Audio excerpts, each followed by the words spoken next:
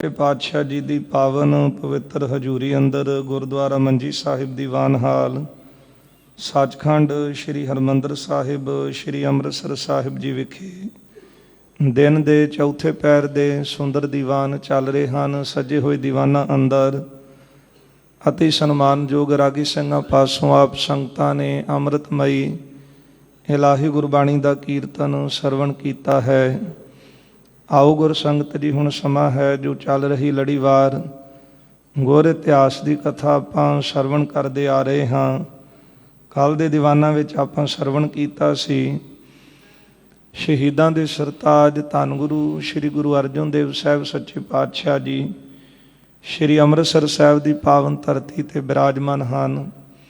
बेअंत संगतां सतगुरु जी के दर्शन करने वास्ते श्री अमृतसर साहब आउंदियां ने, कीमती भेटावां गुरु चरणों में अर्पण करदियां ने। जो भी मन की मुराद है सतगुरु जी के दर्शन कीतियां पूरियां हुंदियां ने।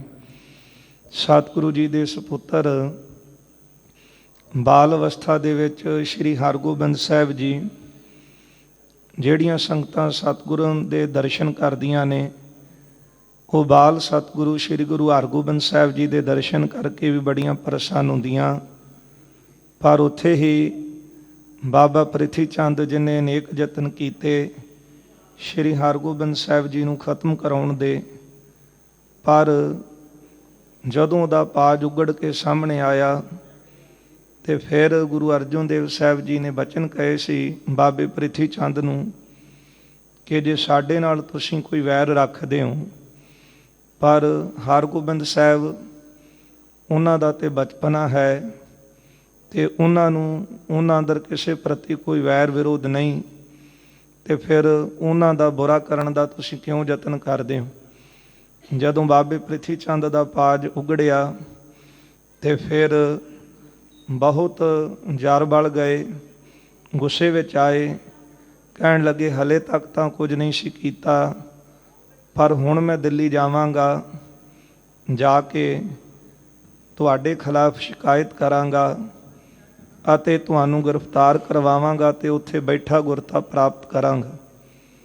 इधर बाबे महादेव जी नूं पता चलिया, बाबा महादेव जी ने भी समझाउण दा यतन कीता कि वेख ये सारा कुछ जो तुसीं कर रहे हो ये तुहाडे लई सही नहीं है, क्योंकि तुहाडा भी सारा कुछ सामने आ गया तो हुण निंदिया हो रही है।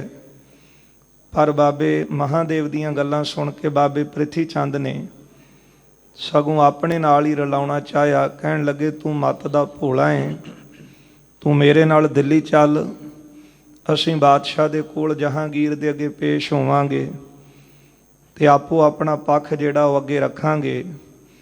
तू बैठा रही, बस मेरा साथ दवीं, धन भी मैं अपने पल्लियों खर्चांगा ते फिर ये गुरता जिहड़ी है वो भी तुहानूं दवावांगा ते फिर सारियां भेटावां तुहानूं चढ़नगियां। पर ये सुन के बाबे महादेव ने कहा प्रिथी चंद नूं, भरा जी जे इहो कुछ करना सी ते पिता गुरु रामदास जी दे हुंदियां करदे, क्योंकि उन्होंने आप इन्हां दी सेवा तो प्रसन्न हो के साडे छोटे भरा श्री गुरु अर्जन देव साहब की चोण कीती, इन्हां नूं गुरता गद्दी ते तख्त ते बिठाया है, नाले इन्हां ने सेवा करके सारा कुछ प्राप्त किया है। नाले ये विद्वान जन कहिंदे ने कि पराए दा दुख देख के दुखी होना ते सुख दे के सुखी होना ये संतां दा सुभाव हुंदा है, पर पराए दा दुख जिहड़ा है वो देख के खुश होना ते उहदा सुख देख के ना जरना, ये मन मुखां दे कर्म हन। ते इसलिए ये तुसीं छड्डो, गुरु अर्जन देव साहब जी दे अनुसारी होवो ते जिस तरह उन्हां दी रजा है वो रजा विच रहोगे तो सारियां खुशियां पावोगे। ये बाबे महादेव ने सिक्ख्या बाबे प्रिथी चंद नूं दित्ती सी, पर जिहड़ी सिक्ख्या बाबे प्रिथी चंद नूं चंगी नहीं लगी। फिर इस सुली खां दे पास गए ਜਿਸ ਤਰ੍ਹਾਂ ਉਹਦੇ ਕੋਲ ਜਾ ਕੇ ਫਰਿਆਦ ਕੀਤੀ, ਇਹ ਵਿਚਾਰਾਂ ਆ ਰਹੀਆਂ ਨੇ। ਆਓ ਗੁਰ ਸੰਗਤ ਜੀ, ਗੁਰ ਇਤਿਹਾਸ ਦੀ ਲੜੀਵਾਰ ਕਥਾ ਜੋ ਚੱਲ ਰਹੀ ਹੈ, ਸਰਵਣ ਕਰਕੇ ਲਾਭ ਪ੍ਰਾਪਤ ਕਰੀਏ। ਸਾਰੀ ਹੀ ਸੰਗਤ ਦਿਓ ਅਸੀਸ, ਰਸਨਾ ਕਰੋ ਪਵਿੱਤਰ, ਪਿਆਰ ਸਤਿਕਾਰ ਸਹਿਤ ਲਵਾਓ ਹਾਜ਼ਰੀਆਂ, ਉਚਾਰਨ ਕਰੋ ਜੀ ਸਤਨਾਮ ਸ੍ਰੀ ਵਾਹਿਗੁਰੂ ਸਾਹਿਬ ਜੀ। ਸ੍ਰੀ ਅਰਜਨ ਕੋ ਸੁਜਾਸ ਈਸ਼ਵਰਜ ਆਦ। ਬਾਬਾ ਮਹਾਦੇਵ ਬਾਬੇ ਪ੍ਰਿਥੀ ਚੰਦ ਨੂੰ ਕਹਿੰਦੇ ਨੇ ਕਿ ਧੰਨ ਗੁਰੂ ਅਰਜਨ ਦੇਵ ਸਾਹਿਬ ਸੱਚੇ ਪਾਤਸ਼ਾਹ ਜੀ ਦੇ ਕੋਲ ਜਿੰਨੀ ਵੀ ਸਮੱਗਰੀ ਹੈ, ਜਿੰਨੀ ਵੀ ਧਨ ਸੰਪਤੀ ਹੈ, ਆਤਮਜ ਸਭ ਸੁਖ ਹੇਰ। ਉਹਨਾਂ ਦੀ ਘਰਵਾਲੀ ਅਤੇ ਉਹਨਾਂ ਦਾ ਪੁੱਤਰ ਉਹਨਾਂ ਦੇ ਸੁੱਖ ਦੇਖ ਕੇ ਜਰਹੁ ਨਾ ਜਵਰ ਸੋ ਜਰਹੁ ਹਿਰਦੈ ਅਬ। ਆਪਣੇ ਹਿਰਦੇ ਵਿੱਚ ਸੜੋ ਨਾ, ਸਗੋਂ ਤੁਹਾਨੂੰ ਜਰ ਜਾਣਾ ਚਾਹੀਦਾ ਹੈ। ਗੁਰੂ ਅਰਜਨ ਦੇਵ ਸਾਹਿਬ ਦਾ ਸੁੱਖ ਦੇਖ ਕੇ, ਉਹਨਾਂ ਦੇ ਘਰ ਪਰਿਵਾਰ ਨੂੰ ਦੇਖ ਕੇ ਤੁਹਾਨੂੰ ਜਰਨਾ ਚਾਹੀਦਾ ਹੈ। ਕਿਉਂਕਿ ਜਿਹੜੇ ਸੰਤ ਜਨ ਨੇ ਉਹਨਾਂ ਦਾ ਸੁਭਾਅ ਇਸ ਤਰ੍ਹਾਂ ਦਾ ਹੁੰਦਾ ਹੈ, ਪਰਾਏ ਦੁੱਖ ਨੂੰ ਦੇਖ ਕੇ ਉਹ ਆਪਣਾ ਦੁੱਖ ਸਮਝਦੇ ਨੇ। ਸਗੋਂ ਜਿੰਨਾ ਹੋ ਸਕੇ ਉਹ ਯਤਨ ਕਰਦੇ ਨੇ ਕਿ ਮੈਂ ਇਹਨੂੰ ਸੁਖੀ ਕਰ ਸਕਾਂ। ਪਰ ਜਿਹੜਾ ਭੈੜੀ ਬੁੱਧੀ ਵਾਲਾ ਦੁਸ਼ਟ ਬੰਦਾ ਹੁੰਦਾ ਹੈ, ਉਹ ਕਿੱਥੇ ਕਿਸੇ ਦਾ ਸੁੱਖ ਦੇਖ ਕੇ ਬਰਦਾਸ਼ਤ ਕਰਦਾ ਹੈ। ਸਗੋਂ ਯਤਨ ਹੀ ਕਰਦਾ ਹੈ ਕਿ ਸੁਖੀ ਕਿਉਂ ਹੈ ਅਤੇ ਇਹ ਕਿਉਂ ਘਰ ਵਿੱਚ ਪ੍ਰਸੰਨ ਹੋ ਰਿਹਾ, ਇੰਨੀ ਧਨ ਸੰਪਤੀ ਇਹਦੀ ਕਿਸ ਤਰ੍ਹਾਂ ਬਣ ਗਈ। ਫਿਰ ਕੁਝੀਆਂ ਚਾਲਾਂ ਚੱਲਦਾ ਹੈ ਕਿ ਮੈਂ ਕਿਸੇ ਨਾ ਕਿਸੇ ਤਰੀਕੇ ਦਾ ਨੁਕਸਾਨ ਕਰਾਂ। ਬਾਬੇ ਮਹਾਦੇਵ ਨੇ ਕਿਹਾ ਕਿ ਗੁਰੂ ਅਰਜਨ ਦੇਵ ਸਾਹਿਬ ਜੀ, ਜਿਨ੍ਹਾਂ ਕੋਲ ਚੰਗੀ ਧਨ ਸੰਪਤੀ ਜਦੋਂ ਤੁਸੀਂ ਦੇਖਦੇ ਹੋ, ਉਹਨਾਂ ਦਾ ਘਰ ਪਰਿਵਾਰ ਦੇਖ ਕੇ ਉਹਨੂੰ ਜਰ ਲੈਣਾ ਕਰੋ, ਹਿਰਦੇ ਵਿੱਚ ਦੁਖੀ ਨਾ ਹੋਵੋ। ਹਜ਼ਾਰ ਜਰਨ ਗੁਣ ਵੱਡ ਇਸ ਕੇਰ। ਕਿਉਂਕਿ ਗੁਰੂ ਅਰਜਨ ਦੇਵ ਸਾਹਿਬ ਜੀ ਦੇ ਵਿੱਚ ਨਾ ਜਰੇ ਜਾਣ ਵਾਲੇ ਵੀ ਗੁਣ ਹਨ। ਤੇ ਹਜ਼ਾਰ ਜਰਨ ਸਭ ਤੋਂ ਪਹਿਲਾ ਵੱਡਾ ਗੁਣ ਜਿਹੜਾ ਇਹ ਬ੍ਰਹਮ ਗਿਆਨੀਆਂ ਦੇ ਵਿੱਚ ਹੁੰਦਾ ਹੈ ਕਿ ਉਹ ਨਾ ਜਰੇ ਜਾਣ ਨੂੰ ਵੀ ਜਰਦੇ ਨੇ। ਭਾਈ ਗੁਰਦਾਸ ਜੀ ਨੇ ਜਦੋਂ ਗੁਰਸਿੱਖੀ ਦੀ ਗੱਲ ਕੀਤੀ ਹੈ, ਉੱਥੇ ਵੀ ਇਹਨਾਂ ਗੁਣਾਂ ਦਾ ਜ਼ਿਕਰ ਕੀਤਾ ਹੈ। ਮਾਣ ਹੁੰਦੇ ਹੋਏ ਨਿਮਾਣਾ, ਤਾਣ ਹੁੰਦੇ ਹੋਏ ਨਿਤਾਣਾ। ਇਹ ਕੀ ਹੈ ਕਿ ਕੋਲ ਬਲ ਹੈ, ਦੁਨੀਆ ਮਾਣ ਕਰ ਰਹੀ ਹੈ, ਪਰ ਇੰਨਾ ਕੁਝ ਹੋਣ ਦੇ ਬਾਵਜੂਦ ਉਹਨੂੰ ਜਰ ਜਾਣਾ। ਫਿਰ ਅਜਰ ਜਰਨ, ਇਹ ਸ਼ਕਤੀ ਇਹਨਾਂ ਧੀਰੇ ਤਾਂ ਗੁਰੂ ਅਰਜਨ ਦੇਵ ਸਾਹਿਬ ਜੀ ਦੇ ਵਿੱਚ ਹੀ ਹੈ ਨਾ। ਪ੍ਰਤੱਖ ਹਰ ਹਨ ਸਤਿਗੁਰੂ, ਪਰ ਇੰਨਾ ਕੁਝ ਬਾਬੇ ਪ੍ਰਿਥੀ ਚੰਦ ਨੇ ਕੀਤਾ, ਪਰ ਉਲਟ ਉਹਦਾ ਜਵਾਬ ਉਸੇ ਤਰ੍ਹਾਂ ਨਹੀਂ ਸੀ ਦਿੱਤਾ। ਇਹ ਗੁਣ ਗੁਰੂ ਅਰਜਨ ਦੇਵ ਸਾਹਿਬ ਜੀ ਵਿੱਚ ਨੇ। ਤੇ ਬਾਬਾ ਮਹਾਦੇਵ ਕਹਿ ਰਹੇ ਨੇ, ਵੇਖੋ ਭਰਾ ਜੀ, ਤੁਹਾਨੂੰ ਵੀ ਹਿਰਦੇ ਵਿੱਚ ਜਰਨਾ ਚਾਹੀਦਾ ਹੈ। ਗੁਰੂ ਦੀ ਰੀਸ ਇਸ ਤਰ੍ਹਾਂ ਨਹੀਂ ਹੁੰਦੀ ਕਿ ਤੁਸੀਂ ਚੰਗੇ ਬਸਤਰ ਪਾ ਕੇ ਗੱਦੀ ਲਾ ਕੇ ਬਹਿ ਜਾਓ। ਉਹ ਗੁਣ ਵੀ ਤਾਂ ਹੋਣੇ ਲਾਜ਼ਮੀ ਨੇ ਨਾ, ਜਿਨ੍ਹਾਂ ਗੁਣਾਂ ਤੋਂ ਪ੍ਰਸੰਨ ਹੋ ਕੇ ਪਿਤਾ ਗੁਰੂ ਰਾਮਦਾਸ ਜੀ ਨੇ ਗੁਰੂ ਅਰਜਨ ਦੇਵ ਸਾਹਿਬ ਨੂੰ ਗੱਦੀ ਦਿੱਤੀ। ਗੁਰੂ ਅਰਜਨ ਦੇਵ ਸਾਹਿਬ ਤਾਂ ਨਾ ਜਰੇ ਜਾਣ ਨੂੰ ਵੀ ਜਰਨ ਵਾਲੇ ਵੱਡੇ ਗੁਣੀ ਹਨ। ਕਰਾਮਾਤ ਸਾਹਿਬ ਸਭ ਰੀਤਨ ਨਹੀਂ। ਹਰ ਤਰ੍ਹਾਂ ਕਰਕੇ ਕਰਾਮਾਤ ਸਾਹਿਬ ਸਭ ਰੀਤਨ, ਸਭ ਰੀਤਾਂ ਕਰਕੇ, ਹਰ ਤਰ੍ਹਾਂ ਕਰਕੇ ਉਹ ਕਰਾਮਾਤੀ ਨੇ। ਕਿਉਂਕਿ ਗੁਰੂ ਅਰਜਨ ਦੇਵ ਸਾਹਿਬ ਪ੍ਰਤੱਖ ਹਰ ਹਰੀ ਦਾ ਸਰੂਪ ਨੇ। ਤੇ ਅਕਾਲ ਪੁਰਖ ਨੂੰ ਜੋ ਭਾਵੇ ਇੱਕ ਛਿਨ ਵਿੱਚ ਰਾਉ ਰੰਕ ਕੋ ਕਰੇ ਹੀ ਰਾਉ ਰੰਕ ਕਰ ਡਾਰੇ। ਬੇਅੰਤੀ ਕਰਾਮਾਤਾਂ ਦੇ ਮਾਲਕ ਹਨ। ਨਹੀਂ ਜਨਾਬਤ ਵਿਗਨ ਬਡੇਰ। ਪਰ ਕਦੇ ਵਾਸਤੇ ਕਰਾਮਾਤ ਜਣਾਉਂਦੇ ਨਹੀਂ, ਕਿਉਂਕਿ ਕਰਾਮਾਤਾਂ ਨੂੰ ਜਣਾਉਣਾ ਇਹ ਵੱਡੇ ਵਿਗਨ ਖੜੇ ਕਰਨ ਵਾਲੀ ਗੱਲ ਹੁੰਦੀ। ਬੰਦੇ ਕੋਲ ਛੋਟਾ ਜਿਹਾ ਥੋੜ੍ਹਾ ਜਿਹਾ ਅਹੁਦਾ ਹੀ ਹੋਵੇ ਨਾ, ਤੇ ਉਹਦੇ ਕੋਲੋਂ ਬਰਦਾਸ਼ਤ ਨਹੀਂ ਹੁੰਦਾ। ਸਗੋਂ ਹੇਠਲਿਆਂ ਨੂੰ ਦਬਕਾ ਕੇ ਰੱਖਦਾ ਕਾਰਨ ਕਿ ਇਹ ਸਾਰੇ ਮੇਰੇ ਦਬਦਬਾ ਹੇਠ ਰਹਿਣ ਤੇ ਮੇਰੇ ਅਹੁਦੇ ਦਾ ਮਾਣ ਸਤਿਕਾਰ ਬਣਿਆ ਰਹੇ। ਇਹਨਾਂ ਨੂੰ ਪਤਾ ਲੱਗੇ ਕਿ ਅਹੁਦੇ ਦੀ ਪਾਵਰ ਕੀ ਹੁੰਦੀ ਹੈ, ਤਾਕਤ ਕੀ ਹੁੰਦੀ। ਭਾਵੇਂ ਉਹ ਅਹੁਦਾ ਅਗਲੇ ਦਿਨ ਉਹਦੇ ਕੋਲ ਨਾ ਰਵੇ ਤੇ ਫਿਰ ਉਹ ਹੇਠਲੇ ਪੱਧਰ ਦੇ ਲੋਕਾਂ ਅੱਗੇ ਆ ਕੇ ਵੀ ਤਰਲੇ ਕੱਢੇ, ਪਰ ਬੰਦਾ ਭੁੱਲ ਜਾਂਦਾ ਹੈ ਜਦੋਂ ਉਹਨੂੰ ਕੋਈ ਵਸਤੂ ਮਿਲਦੀ ਹੈ ਤੇ ਫਿਰ ਮਾਣ ਵਿੱਚ ਆ ਕੇ ਫੁੱਲ ਜਾਂਦਾ ਹੈ। ਇਸੇ ਤਰ੍ਹਾਂ ਬਾਬਾ ਮਹਾਦੇਵ ਕਹਿੰਦੇ ਨੇ ਕਿ ਗੁਰੂ ਅਰਜਨ ਦੇਵ ਸਾਹਿਬ ਜੀ ਵਿੱਚ ਇਹ ਗੁਣ ਨੇ। ਭਾਵੇਂ ਉਹ ਹਰ ਤਰ੍ਹਾਂ ਕਰਕੇ ਕਰਾਮਾਤੀ ਨੇ, ਪਰ ਕਰਾਮਾਤ ਵੀ ਕਹਿਰ ਦਾ ਨਾਮ ਹੈ। ਵੱਡੇ ਵਿਘਨ ਖੜੇ ਹੋਣ 'ਤੇ ਵੀ ਉਹ ਕਰਾਮਾਤ ਨੂੰ ਜ਼ਾਹਰ ਨਹੀਂ ਕਰਦੇ। ਇਹ ਤਾਂ ਦੇਖਿਆ ਸਾਰਿਆਂ ਨੇ, ਪਰ ਹਲੇ ਗੁਰੂ ਅਰਜਨ ਦੇਵ ਸਾਹਿਬ ਮਹਾਰਾਜ ਨੇ ਲਾਹੌਰ ਤਤੀ ਤਵੀ ਉੱਤੇ ਬਿਰਾਜਣਾ ਹੈ। ਉਹ ਵੀ ਬਹੁਤ ਵੱਡਾ ਇੱਕ ਵਿਘਨ ਖੜਾ ਕੀਤਾ ਸੀ ਤੁਰਕਾਂ ਨੇ ਮਿਲ ਕੇ, ਪਰ ਇੰਨੇ ਧੀਰਜ ਧਾਰੀ, ਇੰਨੀ ਜਰਨ ਸ਼ਕਤੀ ਇਹ ਕਿਸੇ ਹੋਰ ਵਿੱਚ ਨਹੀਂ। ਇਹ ਮਹਾਂਪੁਰਖ ਸੰਤਾਂ ਵਿੱਚ ਗੁਣ ਹੁੰਦੇ ਨੇ, ਤੇ ਪੂਰਨ ਸੰਤ ਧੰਨ ਗੁਰੂ ਅਰਜਨ ਦੇਵ ਸਾਹਿਬ ਜੀ, ਜਿਨ੍ਹਾਂ ਦੇ ਗੁਣ ਬਾਬਾ ਮਹਾਦੇਵ ਇੱਥੇ ਬਾਬੇ ਪ੍ਰਿਥੀ ਚੰਦ ਨੂੰ ਦੱਸ ਰਹੇ। ਪਰ ਸੰਗਤ ਜੀ, ਮਨਮੁਖ ਬੰਦੇ ਦਾ ਆਪਣਾ ਹੀ ਸੁਭਾਅ ਹੁੰਦਾ ਹੈ। ਉਹਨੂੰ ਜਿੰਨੇ ਮਰਜ਼ੀ ਗੁਣ ਦੱਸੇ ਜਾਣ, ਅਕਾਲ ਪੁਰਖ ਦੀ ਤਾਕਤ ਦਾ ਜ਼ਿਕਰ ਕੀਤਾ ਜਾਵੇ, ਪਰ ਉਹ ਕਦੇ ਵਾਸਤੇ ਆਪਣਾ ਸੁਭਾਅ ਛੱਡਦਾ ਨਹੀਂ। ਜਿਸ ਤਰ੍ਹਾਂ ਅਨੇਕਾਂ ਯਤਨ ਕਰਨ ਦੇ ਬਾਵਜੂਦ ਪ੍ਰਿਥੀ ਚੰਦ ਨੇ ਆਪਣਾ ਸੁਭਾਅ ਨਹੀਂ ਸੀ ਛੱਡਿਆ। ਮਹਾਦੇਵ ਜੀ ਕਹਿੰਦੇ ਨੇ ਕਿ ਗੁਰੂ ਅਰਜਨ ਦੇਵ ਸਾਹਿਬ ਜੀ ਵਿੱਚ ਇੰਨੇ ਗੁਣ ਨੇ, ਉਹ ਹਰ ਤਰ੍ਹਾਂ ਕਰਕੇ ਉਹਨਾਂ ਵਿੱਚ ਕਰਾਮਾਤਾਂ ਵੀ ਨੇ, ਪਰ ਅਨੇਕਾਂ ਵਿਘਨ ਖੜੇ ਹੋਣ ਤੇ ਕੋਈ ਕਰਾਮਾਤ ਨਹੀਂ ਜਣਾਉਂਦੇ। ਪੁਨ ਹਮਰੋ ਸੁਭ ਭਰਾਤ ਸਹੋਦਰ, ਫਿਰ ਨਾਲੇ ਆਪਣਾ ਸਕਾ ਭਰਾ ਹੈ ਗੁਰੂ ਅਰਜਨ ਦੇਵ ਸਾਹਿਬ। ਤਿਸ ਗੁਣ ਤੇ ਗੁਣ ਸਭਨ ਕਨੇਰ, ਫਿਰ ਉਹਨਾਂ ਵਿੱਚ ਕਿੰਨੇ ਹੀ ਗੁਣ ਨੇ। ਤੇ ਕਿਸੇ ਆਪਣੇ ਮਿੱਤਰ ਦੇ ਘਰ ਕੋਈ ਖੁਸ਼ੀ ਹੋਵੇ, ਉਹਦੇ ਕੋਲ ਗੁਣ ਹੋਣ, ਉਹਦੇ ਕੋਲ ਕੋਈ ਅਹੁਦਾ ਹੋਵੇ, ਤੇ ਜਿਹਨੂੰ ਆਪਾਂ ਪਿਆਰ ਕਰਦੇ ਹਾਂ, ਉਹਦੇ ਅਹੁਦੇ ਨੂੰ ਦੇਖ ਕੇ, ਉਹਦੀ ਤਰੱਕੀ ਨੂੰ ਦੇਖ ਕੇ ਖੁਸ਼ ਹੋਈਦਾ ਹੈ। ਤੇ ਗੁਰੂ ਅਰਜਨ ਦੇਵ ਸਾਹਿਬ ਤਾਂ ਸਾਡੇ ਭਰਾ ਨੇ ਨਾ, ਤੇ ਸਾਨੂੰ ਉਹਨਾਂ ਦੀ ਤਰੱਕੀ ਦੇਖ ਕੇ, ਉਹਨਾਂ ਵਿੱਚ ਗੁਣ ਦੇਖ ਕੇ ਪ੍ਰਸੰਨ ਹੋਣਾ ਚਾਹੀਦਾ ਹੈ। ਦੋਹਰਾ ਇਮ ਵਿਚਾਰ ਮੇਰੋ ਕਹਿਓ, ਬਿਲਹੋ ਵਿਰੋਧ ਵਿਸਾਰ। ਮਹਾਦੇਵ ਜੀ ਪ੍ਰਿਥੀ ਚੰਦ ਜੀ ਨੂੰ ਕਹਿੰਦੇ ਨੇ ਕਿ ਭਰਾ ਜੀ, ਮੇਰੀ ਬੇਨਤੀ ਨੂੰ ਮੰਨ ਲਓ, ਤੇ ਤੁਸੀਂ ਸਾਰਾ ਹੀ ਆਪਣਾ ਰੋਸ ਦੂਰ ਕਰ ਦਿਓ, ਸਾਰਾ ਗੁੱਸਾ ਦੂਰ ਕਰੋ, ਤੇ ਸ਼੍ਰੀ ਗੁਰੂ ਅਰਜਨ ਦੇਵ ਸਾਹਿਬ ਜੀ ਨੂੰ ਜਾ ਕੇ ਪਿਆਰ ਦੇ ਨਾਲ ਮਿਲੋ। ਤਿਸਤੇ ਗੁਰਤਾ ਲੇਹ ਕਿਮ ਕੋ ਬਲ ਕਹੂੰ ਉਚਾਰ। ਤੇ ਇਹ ਵੀ ਗੱਲ ਮੈਨੂੰ ਦੱਸ ਜਾਵੋ, ਤੁਹਾਡੇ ਵਿੱਚ ਕਿਹੜੀ ਤਾਕਤ ਹੈ, ਕਿਹੜਾ ਬਲ ਹੈ, ਜਿਹਦੇ ਨਾਲ ਤੁਸੀਂ ਇਹਨਾਂ ਤੋਂ ਗੁਰਤਾ ਲੈ ਲਓਗੇ। ਦੋਵੇਂ ਗੱਲਾਂ ਅੱਗੇ ਰੱਖ ਦਿੱਤੀਆਂ, ਇੱਕ ਤਾਂ ਸਮਝਦਾਰੀ ਸਿਆਣਪ ਵਾਲੀ, ਤੇ ਇੱਕ ਵੱਡੀ ਮੂਰਖਤਾ ਵਾਲੀ, ਕਿ ਜਿਹੜੀ ਬਾਬੇ ਪ੍ਰਿਥੀ ਚੰਦ ਨੇ ਕੀਤੀ। ਮਹਾਦੇਵ ਜੀ ਕਹਿੰਦੇ ਕਿ ਤੁਹਾਨੂੰ ਤੇ ਚਾਹੀਦਾ ਹੈ ਕਿ ਇੰਨੇ ਵੱਡੇ ਸਤਿਗੁਰਾਂ ਦੇ ਚਰਨਾਂ ਵਿੱਚ ਝੁਕ ਜਾਣਾ।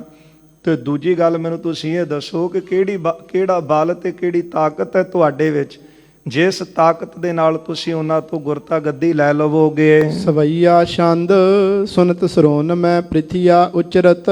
ਜਦੋਂ ਮਹਾਦੇਵ ਜੀ ਪਾਸੋਂ ਇਹ ਗੱਲ ਸੁਣੀ ਹੈ, ਸੁਣ ਕੇ ਪ੍ਰਿਥੀ ਚੰਦ ਜੀ ਕਹਿਣ ਲੱਗੇ, ਬਲ ਬਿਸਾਲ ਸੁਨ ਜਸ ਮੁਝ ਮਾਹੇ। ਕਹਿਣ ਲੱਗੇ, ਮਹਾਦੇਵ ਮੇਰੇ ਵਿੱਚ ਬੜੀ ਤਾਕਤ ਹੈ, ਮੇਰੇ ਵਿੱਚ ਬਹੁਤ ਬਲ ਹੈ, ਮੇਰਾ ਵੀ ਜਸ ਆਪਣੇ ਕੰਨੀ ਸੁਣ। ਇਤ ਤੇ ਚੱਲ ਦਿੱਲੀਪੁਰ ਪਹੁੰਚੋ। ਮੈਂ ਦੱਸਾਂ ਕਿ ਮੇਰੇ ਵਿੱਚ ਕਿਹੜੀ ਤਾਕਤ ਹੈ। ਹੁਣ ਮੈਂ ਅੰਮ੍ਰਿਤਸਰ ਤੋਂ ਚੱਲਾਂ ਤੇ ਜਾ ਕੇ ਦਿੱਲੀ ਪਹੁੰਚਾਂਗਾ। ਸੁਲਹੀ ਸੰਗ ਮਿਲੋਂ ਕਰ ਚਾਹੇ। ਦਿੱਲੀ ਜਾ ਕੇ ਜਿਹੜਾ ਬਾਦਸ਼ਾਹ ਦਾ ਨਿਕਟ ਵਰਤੀ ਹੈ ਨਾ, ਸੁਲੀ ਖਾਂ, ਉਹਦੇ ਨਾਲ ਜਾ ਕੇ ਮਿਲਾਪ ਕਰਾਂਗਾ, ਉਹਨੂੰ ਮਿਲਾਂਗਾ। ਮਿੱਤਰ ਵਿਸਾਲ ਬਲੀ ਸਭ ਲਾਇਕ। ਨਾਲੇ ਮੇਰਾ ਮਿੱਤਰ, ਵੱਡਾ ਮਿੱਤਰ ਹੈ ਸੁਲੀ ਖਾਂ, ਹਰ ਤਰ੍ਹਾਂ ਕਰਕੇ ਲਾਇਕ ਹੈ ਤੇ ਬਹੁਤ ਬਲੀ ਹੈ। ਮਹਾਦੇਵ ਜੀ ਨੇ ਪੁੱਛਿਆ ਕਿ ਕਿਹੜੀ ਤਾਕਤ ਦਾ ਤੂੰ ਮਾਣ ਕਰੀ ਬੈਠਾ ਹੈ। ਤੇ ਹੁਣ ਪ੍ਰਿਥੀ ਚੰਦ ਦੱਸਣ ਲੱਗਾ ਮਹਾਦੇਵ ਨੂੰ ਕਿ ਮੇਰਾ ਬਲ ਸੁਣ ਕੇ ਵੀ ਮੇਰੇ ਨਾਲ ਰਲ ਜਾਵੇ, ਕਿਉਂਕਿ ਦੁਨਿਆਵੀ ਲੋਕਾਂ ਨੂੰ ਦੁਨਿਆਵੀ ਤਾਕਤਾਂ ਦਾ ਮਾਣ ਹੁੰਦਾ ਹੈ। ਉਹ ਇਹਨਾਂ ਤਾਕਤਾਂ ਦੇ ਉੱਤੇ ਹੀ ਹੰਕਾਰ ਦੇ ਵਿੱਚ ਫੁੱਲੇ ਫਿਰਦੇ ਨੇ। ਪ੍ਰਿਥੀ ਚੰਦ ਜੀ ਕਹਿਣ ਲੱਗੇ, ਸੁਣ ਫਿਰ ਮੇਰਾ ਬਲ, ਮੈਂ ਹੁਣ ਜਾਵਾਂਗਾ ਦਿੱਲੀ, ਸੁਲੀ ਖਾਂ ਨੂੰ ਜਾ ਕੇ ਮਿਲਾਂਗਾ, ਉਹ ਬਹੁਤ ਬਲੀ ਹੈ, ਬਾਦਸ਼ਾਹ ਦਾ ਨਿਕਟਵਰਤੀ ਹੈ। ਮੋਹੇ ਕਹੇ ਕਹੋ ਉਲੰਘਤ ਨਾਹੇ। ਨਾਲੇ ਮੇਰਾ ਮਿੱਤਰ ਸੁਲੀ ਖਾਂ ਮੇਰੇ ਕਹੀ ਗੱਲ ਨੂੰ ਮੋੜਦਾ ਨਹੀਂ ਹੈ। ਕਰਹਿ ਮਨੋਰਥ ਪੂਰਨ ਤਤ ਸੈਨਾ। ਮੈਂ ਉਹਦੇ ਕੋਲ ਜਾਣ ਦੀ ਦੇਰ ਹੈ, ਜੋ ਮਨ ਵਿੱਚ ਮਨੋਰਥ ਲੈ ਕੇ ਚੱਲਿਆ ਮੇਰਾ ਤਤ ਸ਼ਨ ਪੂਰਾ ਕਰੇਗਾ। ਜਹਾਂਗੀਰ ਕੇ ਨਿਕਟ ਸੋ ਜਾਹੇ। ਜਹਾਂਗੀਰ ਦੇ ਕੋਲ ਜਾਵਾਂਗਾ। ਮੋਹੇ ਕਾਜੇ ਆਪਨੋ ਹੀ ਜਾਣੈ। ਸੁਲੀ ਖਾਂ ਮੇਰਾ ਪੱਖ ਜਹਾਂਗੀਰ ਦੇ ਅੱਗੇ ਰੱਖੇਗਾ। ਆਇਓ ਪ੍ਰਿਥਮੈ ਜਬ ਇਸ ਥਾਨ।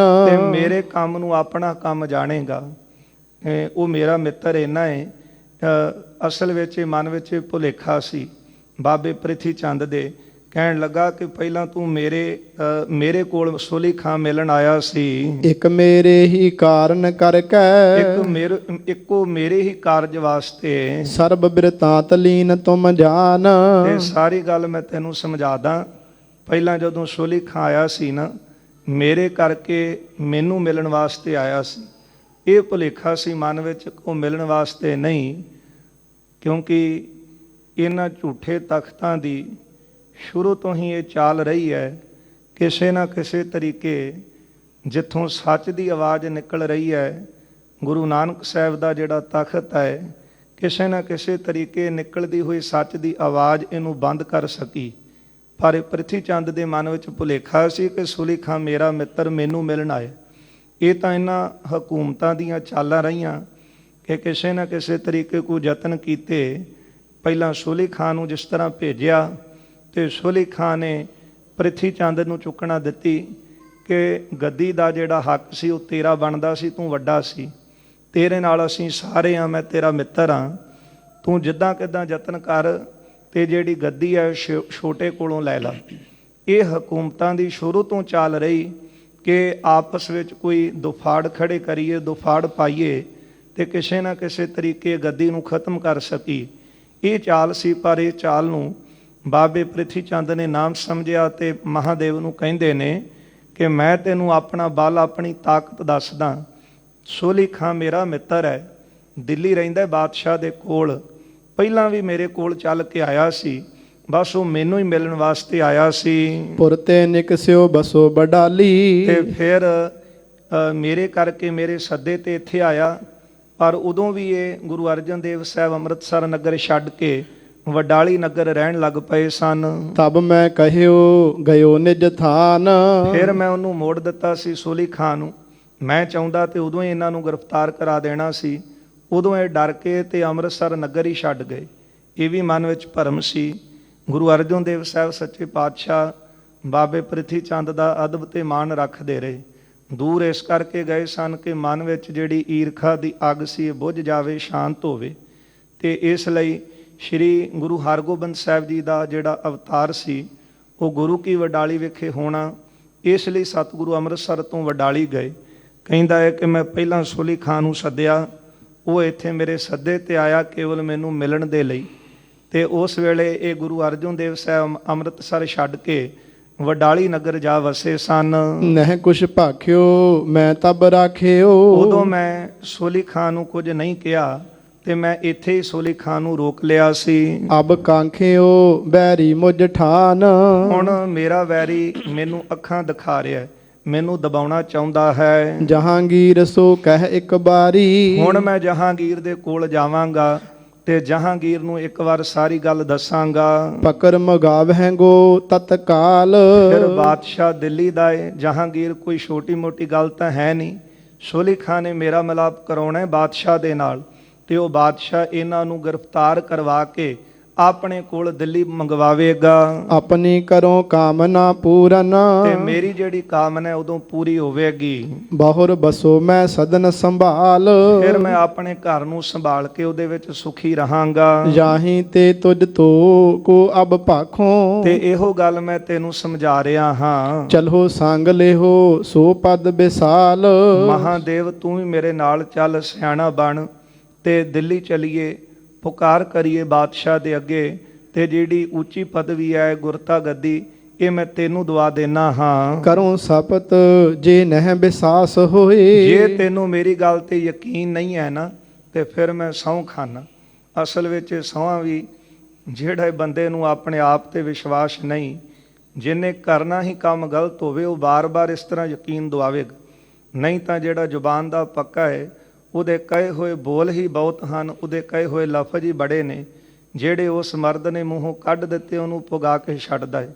ਪਰ ਬਾਰ-ਬਾਰ ਕਹਿਣਾ ਕਿ ਮੈਨੂੰ ਸਹੁੰ ਲੱਗੇ, ਮੇਰੀ ਗੱਲ ਤੇ ਯਕੀਨ ਕਰ, ਮੇਰੇ ਤੇ ਵਿਸ਼ਵਾਸ ਕਰ, ਇਹ ਬੰਦਾ ਬਾਰ-ਬਾਰ ਉਦੋਂ ਕਹਿੰਦਾ ਜਦੋਂ ਉਹਦੇ ਅੰਦਰ ਕਪਟ ਹੋਵੇ। ਤੇ ਬਾਬੇ ਪ੍ਰਿਥੀ ਚੰਦ ਨੇ ਮਹਾਦੇਵ ਨੂੰ ਕਿਹਾ ਕਿ ਮੇਰੇ ਚੱਲ ਤੂੰ ਨਾਲ ਦਿੱਲੀ, ਤੈਨੂੰ ਮੈਂ ਗੱਦੀ ਦਵਾਵਾਂਗਾ। ਜੇ ਤੈਨੂੰ ਮੇਰੀ ਗੱਲ ਤੇ ਯਕੀਨ ਨਹੀਂ ਫਿਰ ਮੈਂ ਸਹੁੰ ਖਾ ਲੈਣਾ ਹਾਂ। ਕਰ ਤਿਆਰੀ ਮਾਰਗ ਪਦ ਢਾਲ। ਮੇਰੇ ਨਾਲ ਚੱਲਣ ਦੀ ਤੂੰ ਤਿਆਰੀ ਕਰ, ਛੇਤੀ ਨਾਲ ਰਸਤੇ ਤੇ ਤੁਰ ਪਾ। ਤੁਝ ਕਰ ਲక్ష్ਮੀ ਬਿਨਾ ਯਤਨ ਤੇ। ਤੂੰ ਕੋਈ ਯਤਨ ਨਹੀਂ ਕਰਨਾ, ਬਿਨਾ ਯਤਨ ਕੀਤਿਆਂ ਤੇਰੇ ਘਰ ਵਿੱਚ ਲక్ష్ਮੀ ਆਵੇਗੀ। ਆਵਤ ਹੈ ਨਹਿ ਦੇਹੋ ਕੇ ਵਾਰ। ਫਿਰ ਤੂੰ ਦਰਵਾਜ਼ੇ ਕਿਉਂ ਬੰਦ ਕਰ ਰਿਹਾ ਭਰਾ?